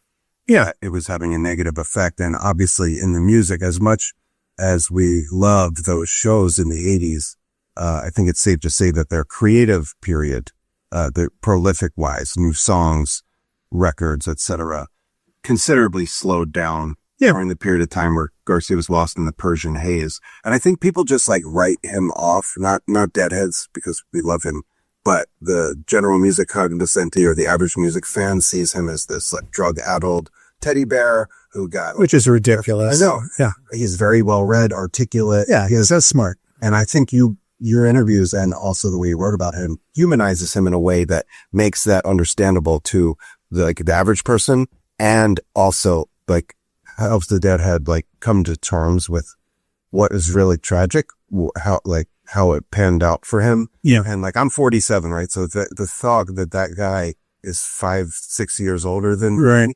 is, now that I'm right up on it, half a decade, it's alarming. And at the same time, that's what I was asking, like, as somebody who's an astute observer, chronicling the culture and also has like, Garcia's got real estate in your ticker, watching that and then having to write it as like, as it were in real time and after the fact, just compartmentalizing that. I wanted to ask how you carried that. Well, like I said, it was 90% great all the time, I thought, and I can only think of like a few, literally like probably a handful of examples where I thought, holy shit, what's with him?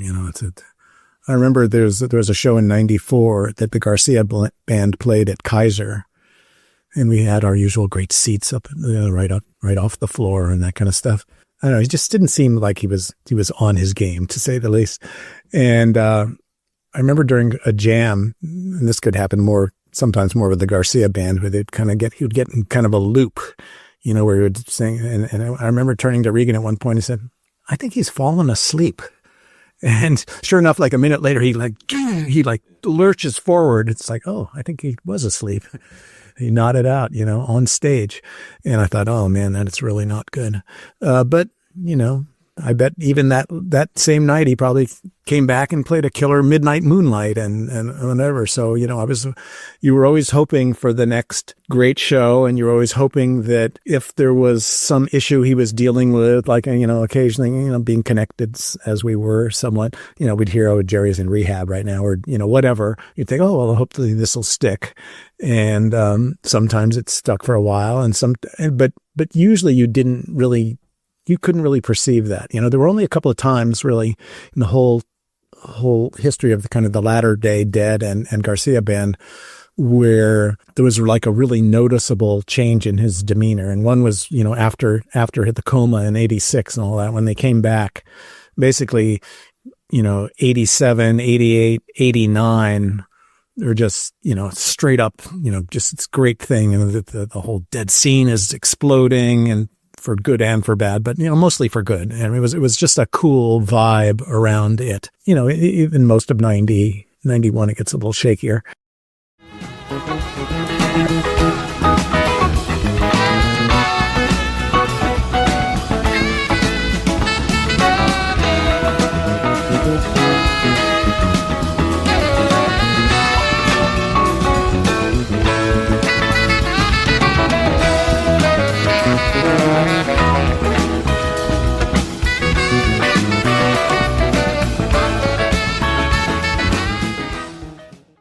Like in 92, he had another thing where they had to cancel a bunch of shows, and he sort of had to stop for a couple of months. But when he came back, it was this incredibly bright thing, which is, oh, Jerry's back. And he's like back in all respects. He had a nice short haircut. That's right. There was the famous shows at, I think it was New Year's of that year, where he didn't wear glasses. It was very disoriented.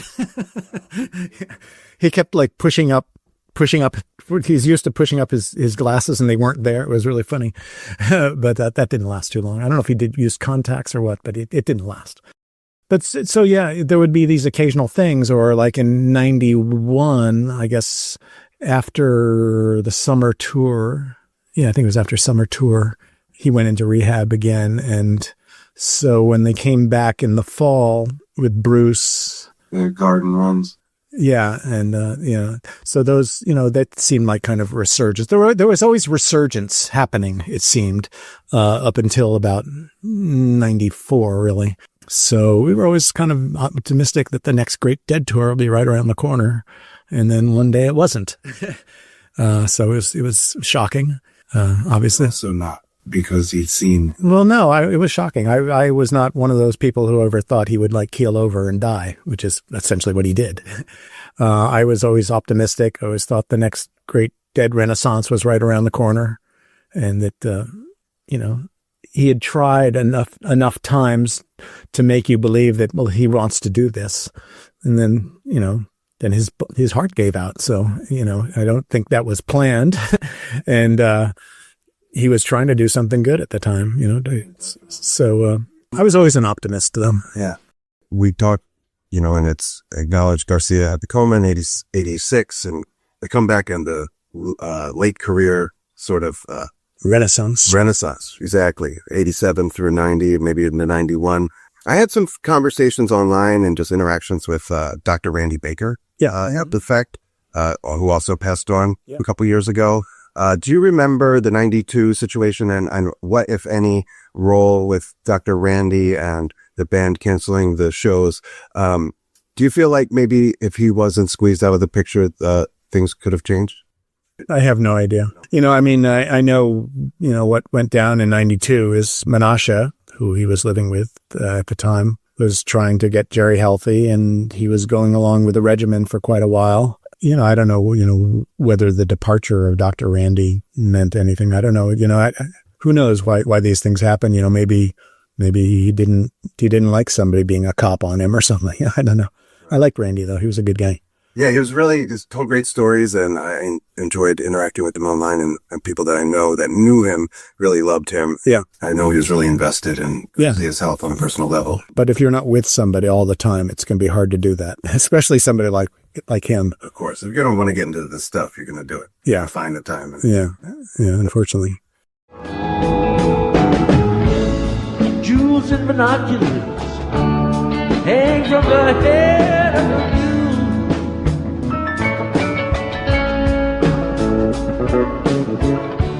These visions of Joanna make it all seem so cruel.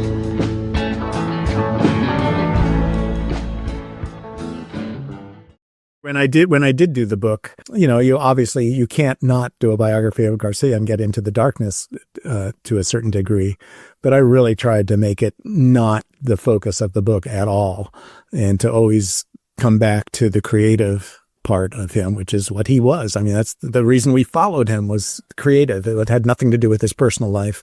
You can't ignore it, obviously, and it was unfortunate how it unfolded.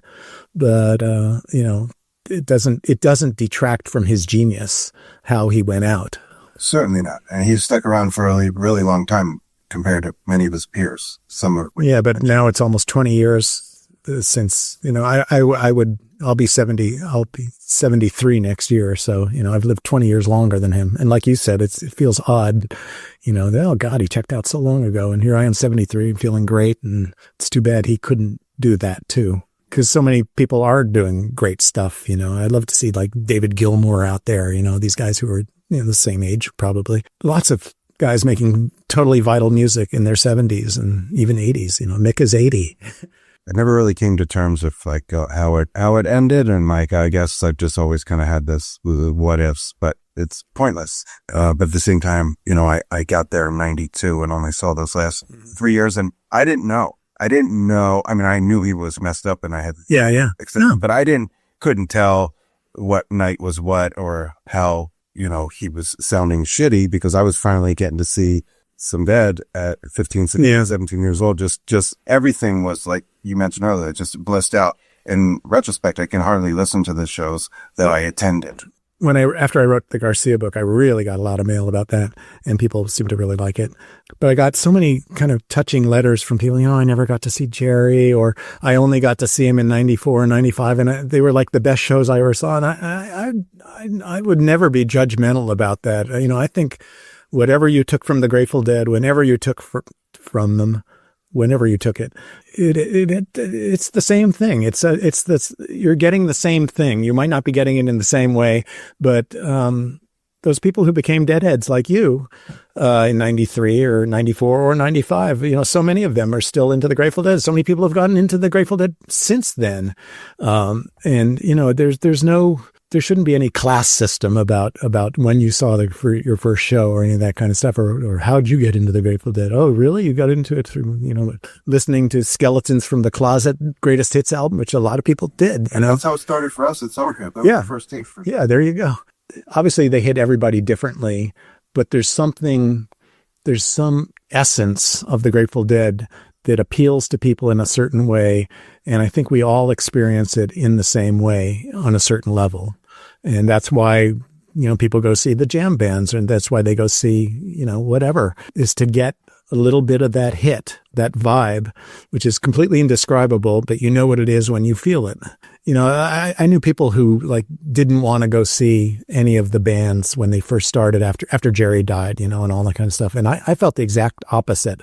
I wanted to see the bands that Bobby was doing, or Missing Man formation with Vince became one of my favorite bands for a little while. They had Steve Kimmock on guitar, Prairie Prince on drums, Bobby Vega on bass. They were just a really killer band that played clubs around here. And they had that Grateful Dead vibe. They got, some of that Grateful Dead hit. And so I've embraced virtually every one of these incarnations. I loved Further. I saw Further a whole bunch of times. I thought they were probably my favorite of all the post Jerry bands. Mind you. Yeah. And I love Dead and Company. I've seen all of their Bay Area shows. Although I'll only be seeing one of the three coming up. Although I'll see the other two on Nugs. So yeah, I look for it wherever I can find it. And it sometimes shows up where you least expect it. Some cover band that you think isn't going to be good. And it's all of a sudden, holy shit, that sounds just like, that's the vibe you get from the Grateful Dead. Or there's so much of it kind of out in the culture.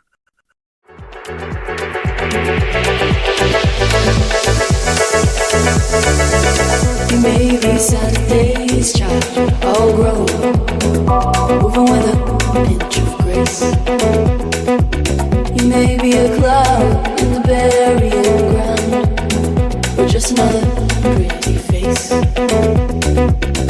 Maybe the fate of Ophelia, sleeping in perchance a tree. Honest to the point of recklessness, self-centered to the extreme.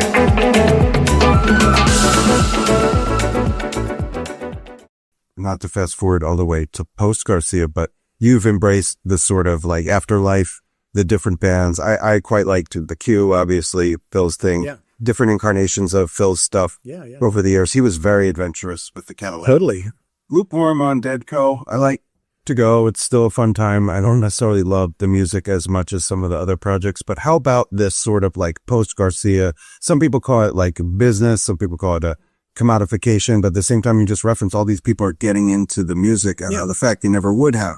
Yeah. So it's a net positive in your opinion? Oh, absolutely. Even when you see the stuff in Walmart and... I don't care about that. We went through that a little bit in '87 with A Touch of Grey and all that kind of stuff. And there's have the same attitude then, or were you more protective of it? I was a combination of horrified and protective, and accepting. We were all excited that the Grateful Dead could have a top 10 single. And how did that happen? It was the right song at the right time. I don't think the world at large knew about, there's Jerry's great comeback year and all that kind of stuff. A bunch of people knew that. And I think that's why a lot of people started seeing them again. So, I didn't go see him before he almost died. I maybe better go see them. But I think a lot of it was just kind of natural growth. And they had a catchy song. They made it. It had a good video. It was right around the time MTV was starting to really happen. And so they had a good video, a good song, and it just happened for them. And I guess we were a little snobby about it a little bit, even at the Golden Road. And it was a little horrifying on the level of, all of a sudden you go to a show and it seemed like there were more people who were just in it for the scene and the scene outside even, because that was really growing in the late 80s too. And, weren't paying as much attention to the music. We're talking during the music. We had a lot of pretty bad experiences in 87, 88, at shows where people just kind of were not tuned into it. Weekend up in Foxborough, Massachusetts, and of course that's very good news for the nation's deadheads. In fact, it's about the only good news these intrepid fans have had lately. Over the past few months, deadheads and cops have been clashing at concerts around the country, and things have gotten so bad that some cities are considering banning the group permanently. What's going on here, and what are the Dead doing about it? Here's the story. The Grateful Dead's phenomenally large and loyal following, the Deadheads, were always known as the most peaceful and laid-back mass of followers in rock until this past April. 40,000 fans tried to get into the 20,000-seat Pittsburgh Civic Arena for the Dead's only East Coast show, and when extra police were called in, this is what happened. That was only one of 4 ugly incidents at Dead shows during the spring. There were similar problems and 70 arrests a few nights later in Cincinnati. And the cities of Oakland and Irvine, California have threatened to ban the Dead permanently after scores of arrests occurred at shows there. Charges against Deadheads ranging from public lewdness and disturbing the peace to using and selling drugs. The Dead are aware of what's been happening outside their shows, and they wish the Deadheads would cool it. They just sort of mill around, and if they're in the middle of town and getting underfoot, that causes problems. And so we're going to try to avoid those kind of situations. And if it gets really bad, then we'll go to Europe or Asia or something and play over there. Wait for things to cool down. In fact, the Dead and some Deadheads saw this coming 2 years ago when the band's first ever top 40 hit, Touch of Grey, swelled their following to unprecedented size and attracted some new fans who seemed unfamiliar with traditional Deadhead concert etiquette. It's dirtier, people are grosser, and they're much younger than I ever remember, and much higher. Tickets are a problem now, you know. We have a hard time getting them to everybody who wants them. So if there's that many more people who suddenly want them, it'll be a whole new level of problems for us. In fact, many longtime Deadheads subscribe to the band's sophisticated computer and mail-order ticket system, which often sells out shows before they're announced, leaving more recent converts stuck outside. But, I've never held it against somebody for being a touch head or whatever they called them. Some people call it when you got there, right? Yeah, exactly. The bus came by whenever it came by for you. And so there's definitely, like I said, there's no pecking order. Somebody's not a better Deadhead because they saw them in 1970 than somebody who saw them in 1991 or, 94 or even 5. As long as it touched you, reached into your heart and turned that little switch on that the Grateful Dead can do, you're getting the same thing that we've gotten all along. We just had it for a longer period and in different settings, sometimes maybe cooler settings, whatever. I mean, you've seen not necessarily the whole journey, but starting with something like the Cap through, the Winterlands, Jerry and the Keystone, all the steps along the way. So then when it finally pops and it's on MTV and they're doing football stadiums, that had to be a rude awakening. So I can understand the protectiveness and the sort of like aversion, especially if people are, chomping away, talking over the Garcia ballad or whatever while he's just come back from this near-death experience. I could see that, 100%. And at the same time, you've written and many others have written about all the financial roller coaster of the Dead with Lenny Hard, Ron Rockwell. Yeah. And finally, this makes them extremely successful. Now they're that was great of the touring acts with the biggest bands in the world. They're right there on the Billboard top grossing, whatever. How did that affect, we talked about how that affected the scene. How did that affect the band themselves, either the music or the band members? Was there a discernible uptick in any of that? I think the band was really excited and happy to have a hit. I mean, it's, when you're in the music business, which they were in, even though they weren't very good at it, at the business part of it for many years, I'm sure they made up their own reasons why they weren't selling a lot of records or weren't playing big places or whatever. Or, maybe they didn't care. I mean, at a certain point, the Grateful Dead ecosystem got to be so self-contained that they were super successful on their own terms. I mean, when you think about them playing, RFK Stadium with the Allman Brothers in 73, that's as big as it gets in that era. And, and they did the whole stadium tour in 74 when they had the Wall of Sound, although those weren't really huge stadiums for the most part. You want to be successful. You want to sell a lot of records. It's why you want people to hear your music. It's why you're in the music business.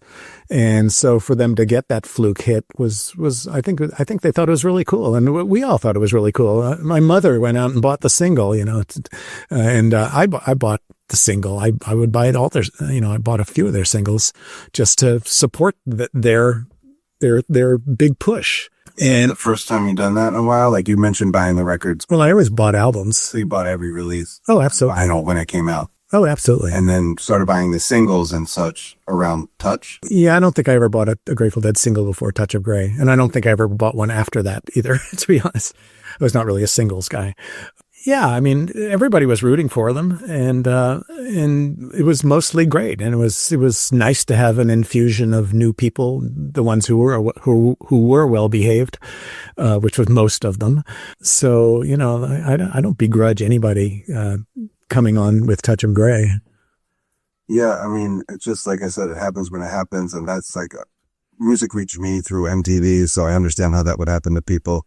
That's how I found the Dead per se, because by 92 they were no longer relevant on MTV. Yeah. Guns N' Roses and Nirvana and all that. But Sweet Child of Mine. That's 87. Actually, that was always every year. I tried to make a joke and it fell flat because I don't have the right era of Guns N' Roses in my brain. In that regard, but it's funny you bring that up because Sweet Child and Touch were on parallels, and I was a Guns N' Roses guy in 87. Oh, really? Okay. I loved all the hair bands before.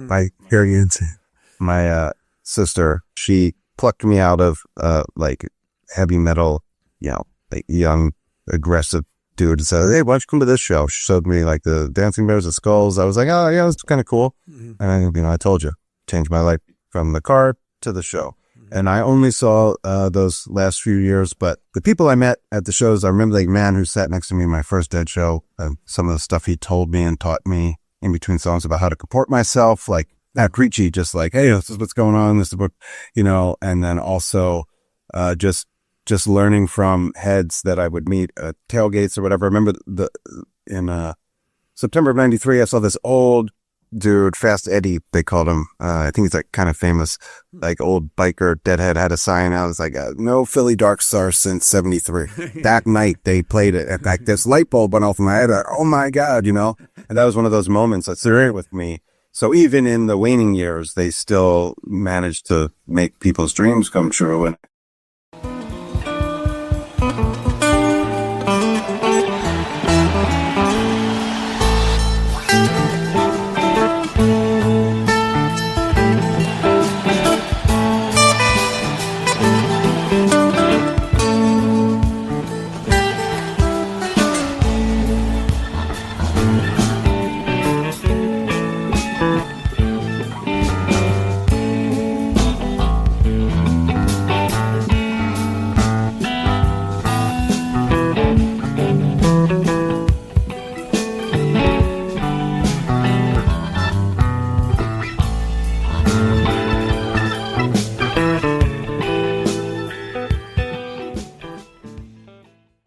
But they didn't play stadiums around here except for, you know, they played with Dylan in 87, which was actually a great show. We sat pretty far back. We had seats in the stands so that you were that far back. But I just remember that as being just a totally magical show.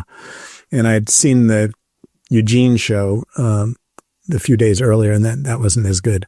And I didn't like that stadium. That was a bad stadium. Was that the only time you went there? Because they played there a few times. Yeah, no, that was the first time I think they played there. And, it was strange. I mean, it was a really hot day. You get in that stadium and we were on the floor in a pretty good spot, but you can't see anything outside the stadium. It's not like you have any sense of it. And they had like this plastic tarping on the field. So you're on this hot place and a hot tarp. The Dylan dynamic was strange a little bit. We were up really close. I don't know. I really liked it. I remember there was a moment during Frankie Lee and Judas Priest when all of a sudden the wind picked up and it kicked in, everybody was cooled off and it kicked into gear, and the rest of it was just like completely magical.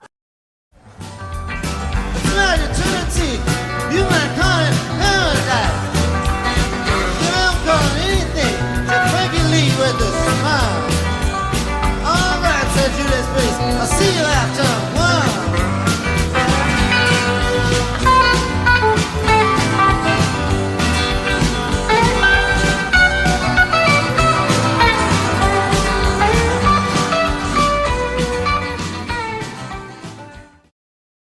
One thing that kind of bugged me about the Dylan thing, and this is part of the problem with sitting up close or being up close, is he literally never turned around for 1 second to look at the band. He never looked at the band the entire set in Eugene.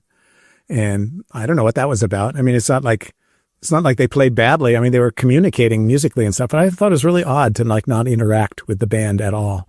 But that's Dylan. He's a little odd. But then like the next week, I just thought that the Oakland show was just fantastic. I just loved it. I thought it was just great. And Dylan was fantastic. He was cool that night. Like yeah. Well, I don't know. No, I don't think he probably doesn't, but I was so far from the band. I wasn't watching his interpersonal reactions. That tour gets a lot of shade. People, Dylan fans don't like it. Dead fans are lukewarm to it. I mean, you look at the set lists, they're great. The songs they're playing of Dylan's, at the same time, some of this, to my ears, a little lethargic. People embrace it, or are they just ready for them to go back to their individual stuff? Oh, I'm sure they were ready for them to go back to their individual stuff, but I thought it was great. I mean, it's not like they did it a whole bunch. They did, like 5 shows or something like that? I can't even remember how many shows. Yeah, something like, they did one in Philadelphia, one in Boston, or I don't know. But, I thought it was a cool experiment. It's not like I always worry when anybody else is on the bill that we're going to get gypped out of the Dead, that we're going to get less Dead or something like that. But they still played a normal show pretty much. And, they released, the Oakland show was a View from the Vault, I think it was, or something like that. Or was it View from the Vault? But just the Grateful Dead part. So, they played great there. The Eugene Grateful Dead stuff was good too. So then. Left on shelves collecting dust, not knowing what they mean.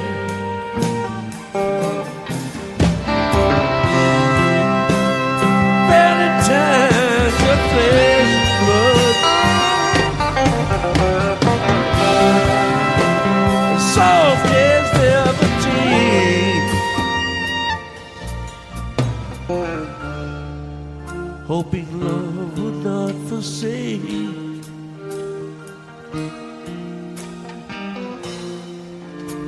The days that lie between.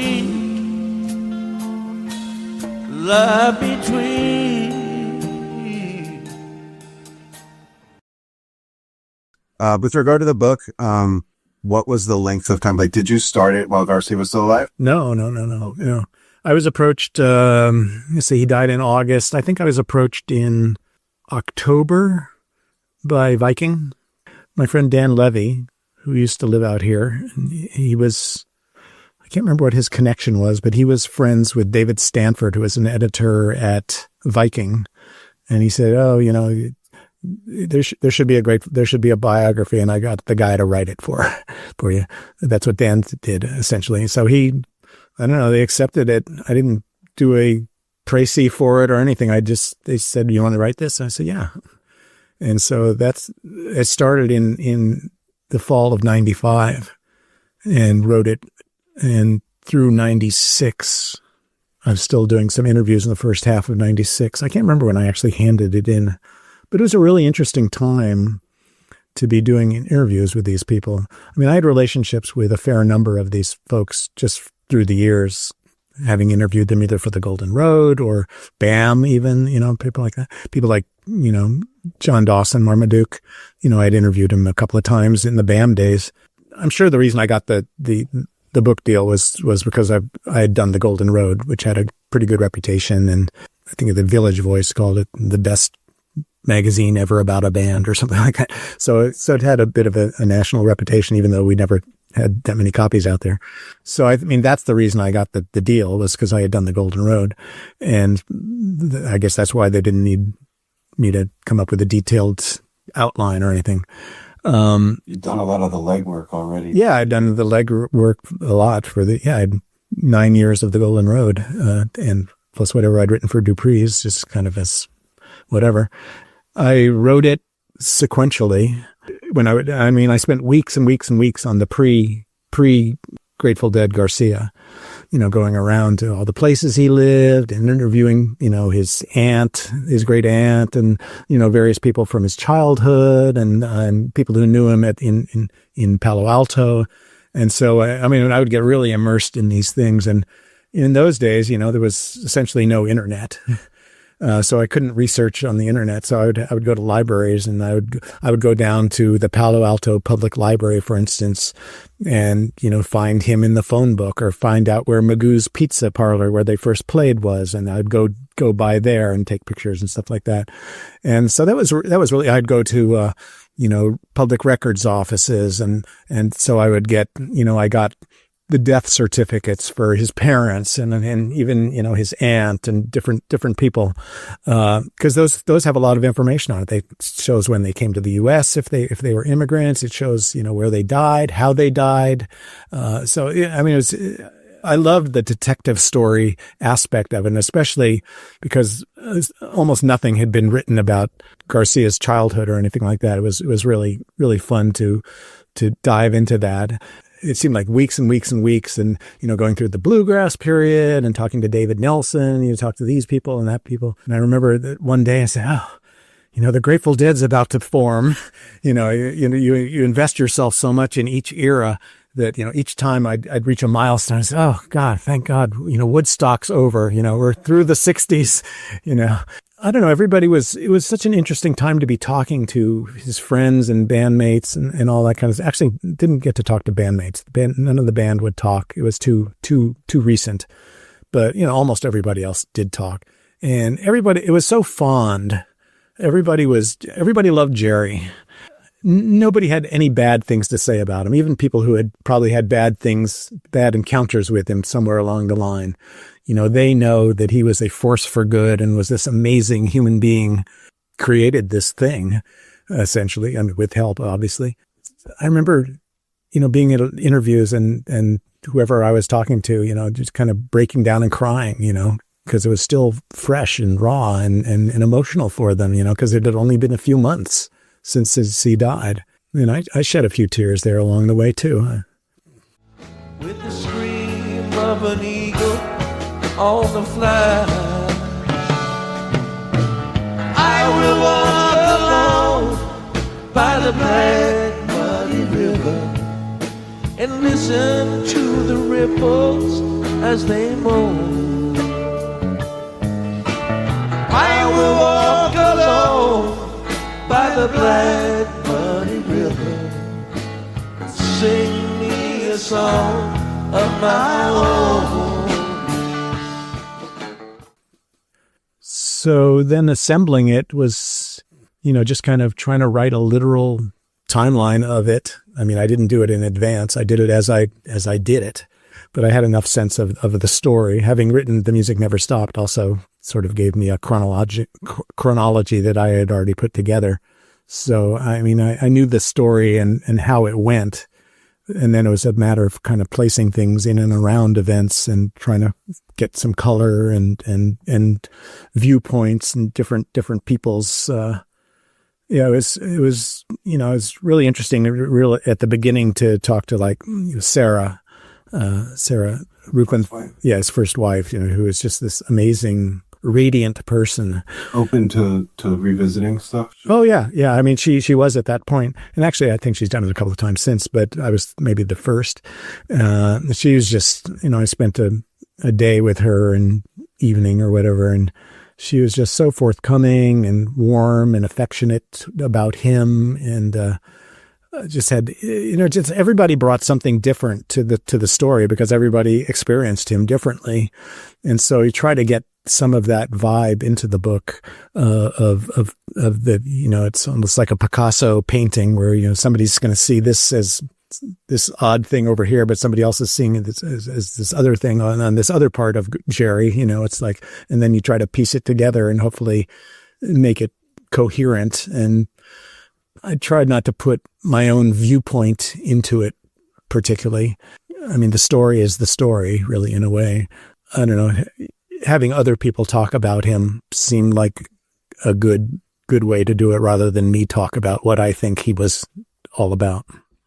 Were you lucky that you had such close proximity? Yeah. Oh, no. Over time, you put in the work, you published stuff, but again, uniquely positioned. Well, proximity too. I mean, that I could just, right, go down the bay and see where the chateau was. Totally. And also seeking out those pre-dead years, finding out the true roots of his journey and his first wife and such. And obviously, he had several paramours over the years, and I'm sure they engaged in different ways, and that's a reflection on him. But you also weren't super concerned with the personal life and more just about his journey with regard to music. So specific to that, you had fortune, luck, to interview John Kahn pretty shortly before his death. 10 days. Yeah, 10 days. What are your he's really underrepresented. There's not a lot to know about him. I mean, there's records he was on and bands he was in, but not many. Yeah. And a lot of them, Garcia was involved in. It seemed like he was his trusty sidekick. He seems to have been a bit demonized in some ways. Yeah. He used drugs. Right. But, or maybe. Yeah, he's definitely negative. Yeah, people think he's the villain of the story. Some people believe that and will continue to believe that, I'm sure. What are your recollections from that conversation and just what he had to tell you that day? Well, John and I had a pretty good relationship. I mean, it's not like I palled around with him ever, but that was the only time you interviewed him? No, I interviewed him. I did a pretty long. Actually, Regan and I went over to his apartment. I think it was during the time when Jerry was sick? Maybe, I can't remember. But it was around then. 86, I think it was. And he was incredibly warm and nice and friendly. I was super impressed with him. Seemed really bright. I could instantly see why Jerry would like him. And Jerry really, really liked him. He loved him. I mean, he loved John Kahn. And there was nothing not to love. And, so we had and I was able, during the Golden Road years, I was able to call him up and say, oh, what do you know about, who brought, where'd you find Waiting for a Miracle? Gloria brought that, I mean, I could call him up and ask him stuff, and he was totally cool with it any time. And so I talked to him a few times that way. And then I was actually surprised that he would want to do the interview for the book, but he was great about it. Did he look like he was near? No. Very strange how closely he followed Garcia. Yes. Yeah. He was, I guess they were talking about starting a new band, that was I think it was going to be more along the lines of Reconstruction, actually, that they had talked about doing another band. No, it was a shock also, obviously.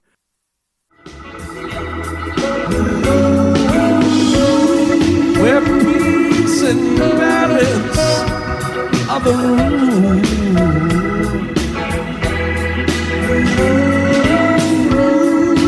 Working for the future like some kind of mystic Jew. And they're waiting for and they're waiting for and they're waiting for a miracle.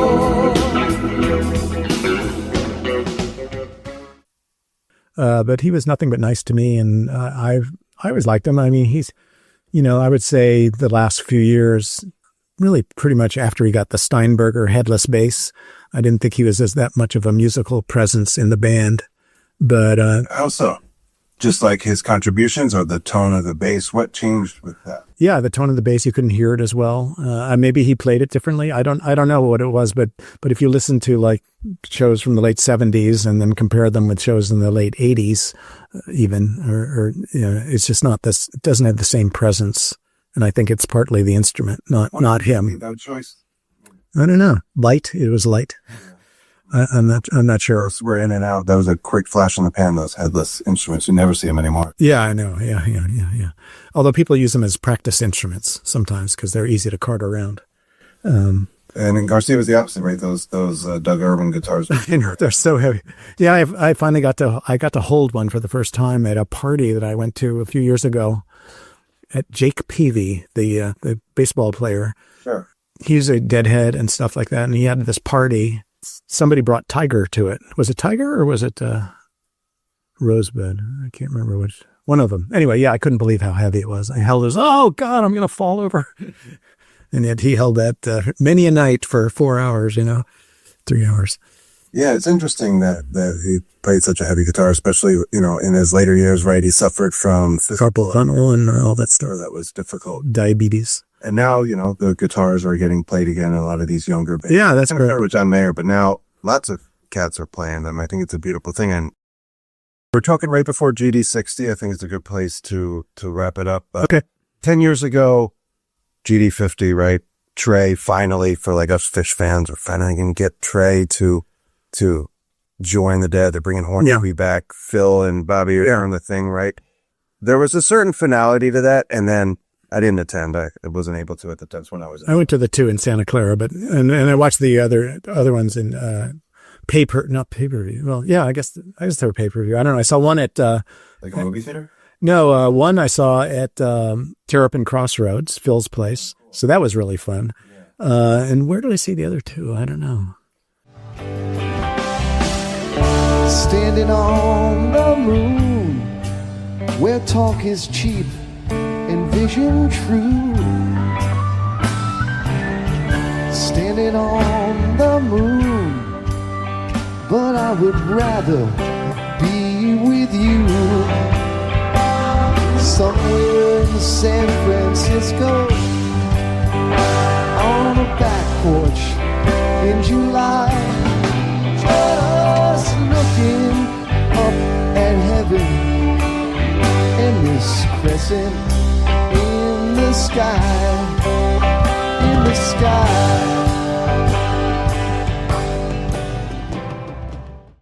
And so then right behind that, they came with the Dead and Company, and there's a lot of theories as to why that was. But now we're 10 years later. We recently lost Phil.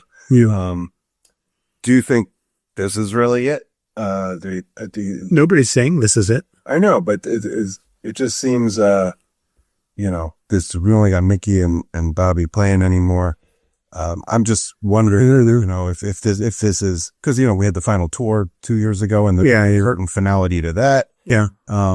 You just think this is another event. It's not there's no sort of like end of the road. But No. I don't think so. I wouldn't be surprised if they're back in Las Vegas next year. I mean, Did you do any Sphere? I did one Sphere show. What was your takeaway from that? Is it a must see, or? I would say it's a must see. It's ridiculously expensive, I think, and is only more so in year 2. I didn't go this year. I went one show last year, mainly because I was in Southern California. It was an easy trip up to see them. I would have liked to have seen more, but I couldn't really afford it and didn't want to spend the time. I loved the show I saw. I thought it was mind-blowing. The graphics are everything people say they are, and just be there and is an incredible experience. I was disappointed that the crowd was chatty and not as focused on the music as I thought they would be. It's just such a spectacle. It's like people are so amazed by it that it's almost like the spectacle takes the place of the music. So diluted at all, the music? I couldn't tell. The sound was perfect. There are like 900 speakers or something behind the dome and all that kind of. The sound was perfect, I thought. It seemed like they played really well. In fact, they did play really well. But, compared to like the experience the previous year of where we got to see 3 shows at, one would think a stadium, not that great, but it was, Oracle Park where the Giants play. We went all 3 shows. It was general admission on the floor, which I loved.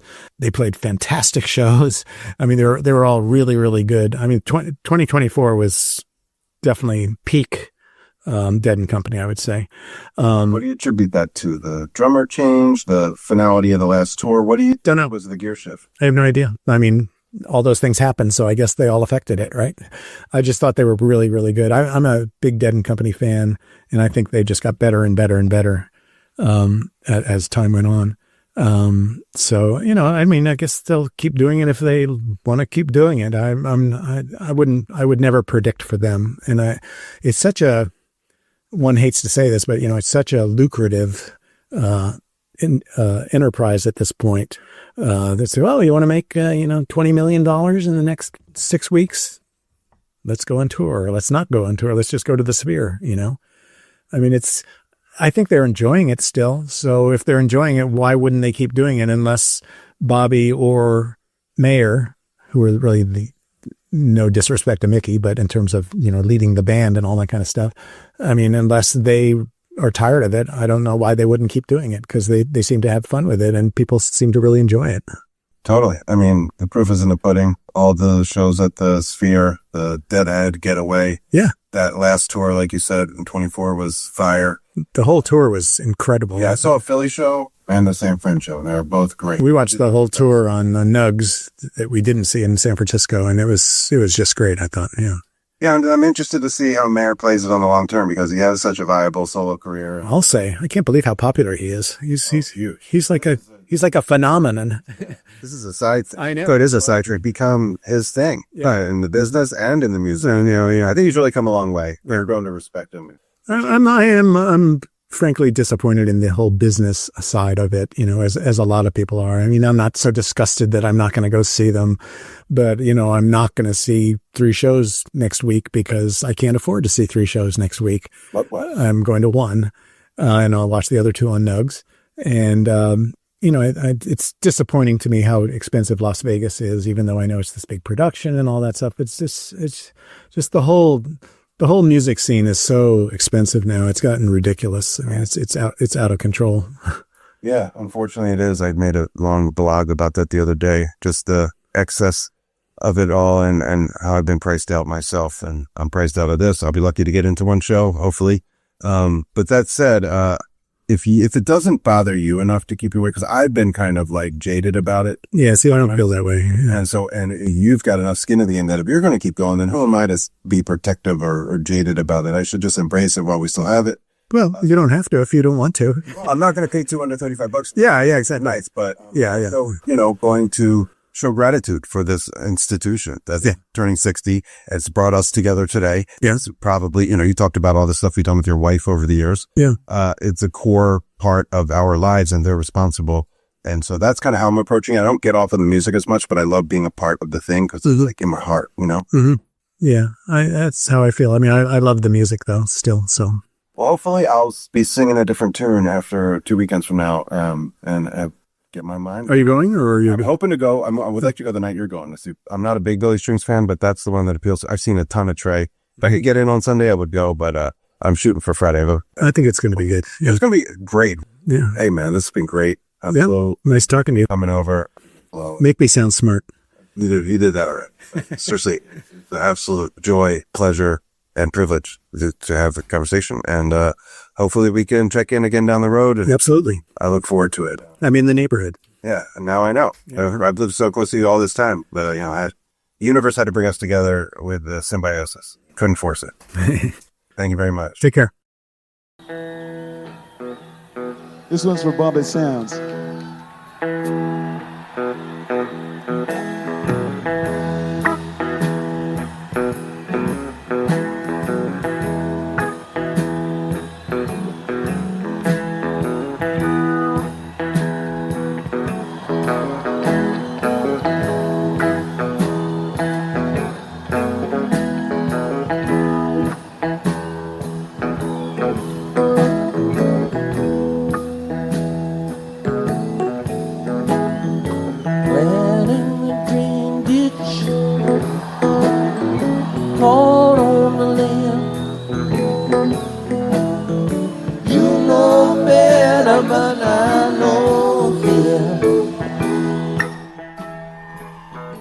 Yes, indeedy.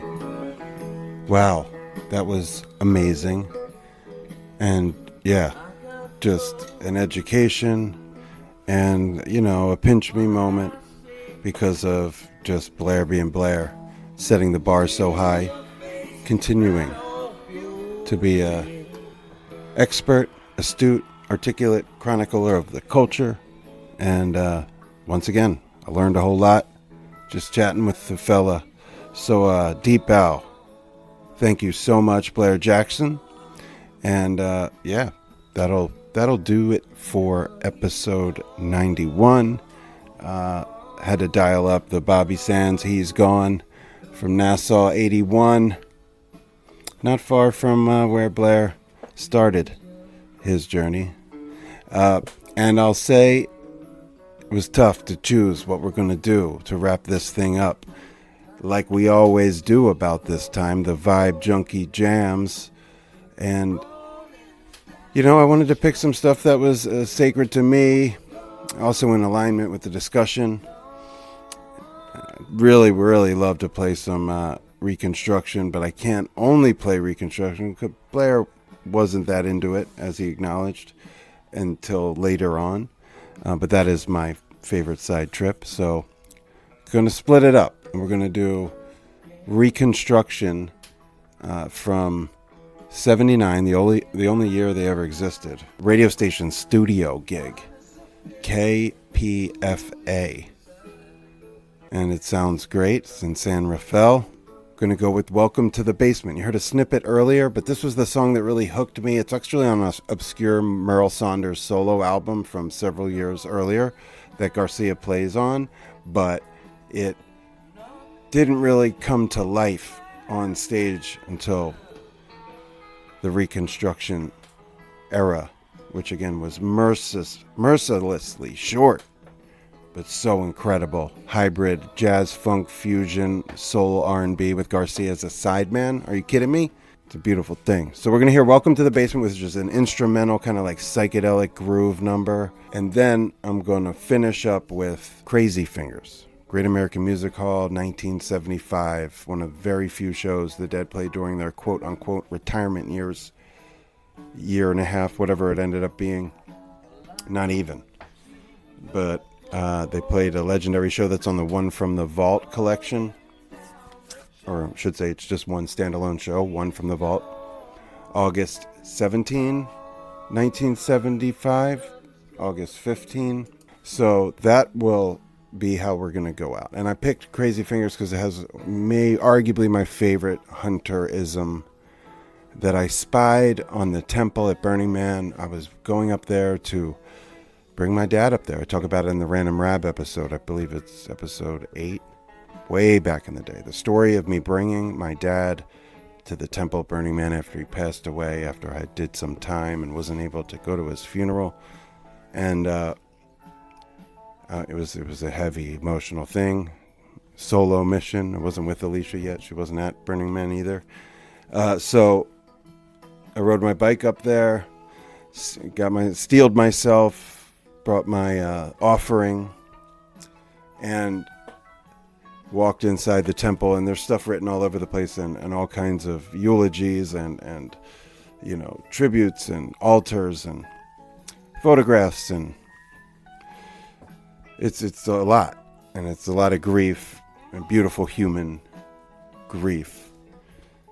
And one thing stuck out from all the rest, written in a Sharpie on the kind of like on the arch.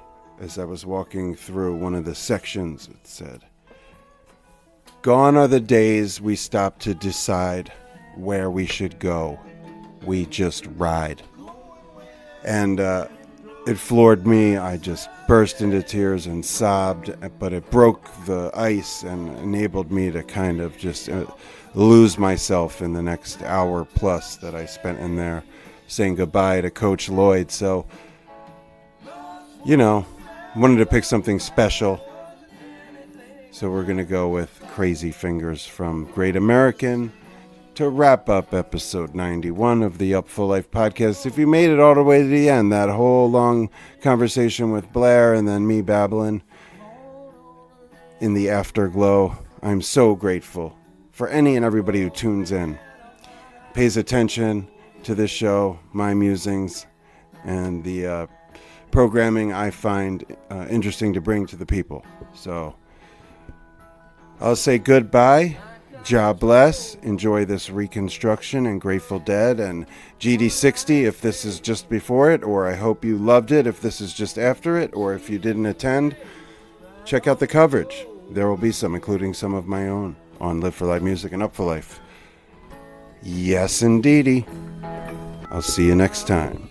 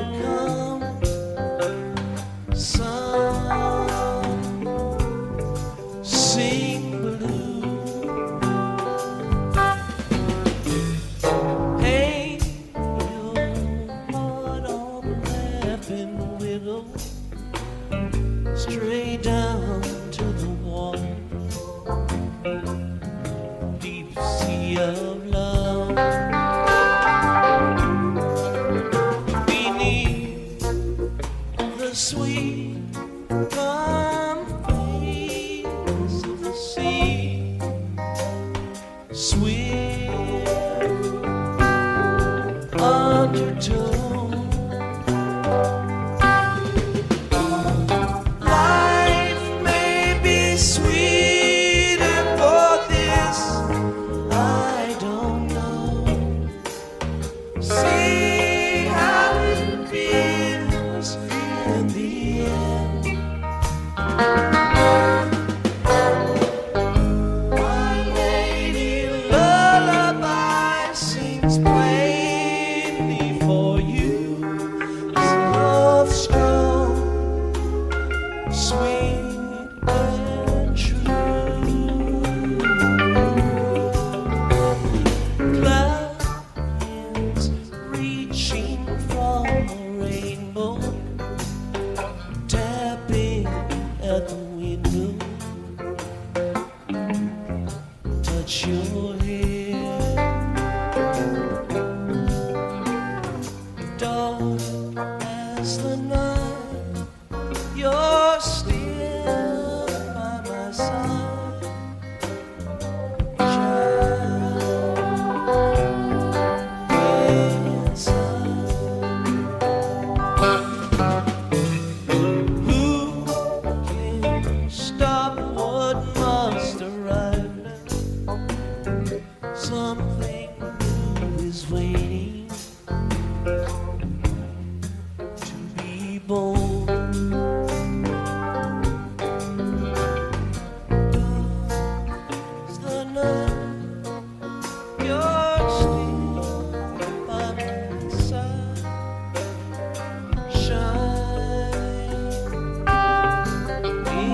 inside.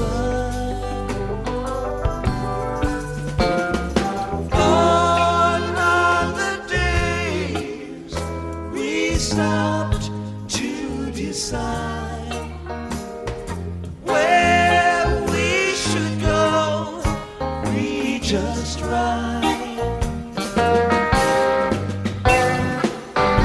Gone are the broken eyes we saw through in dreams. Gone both dream and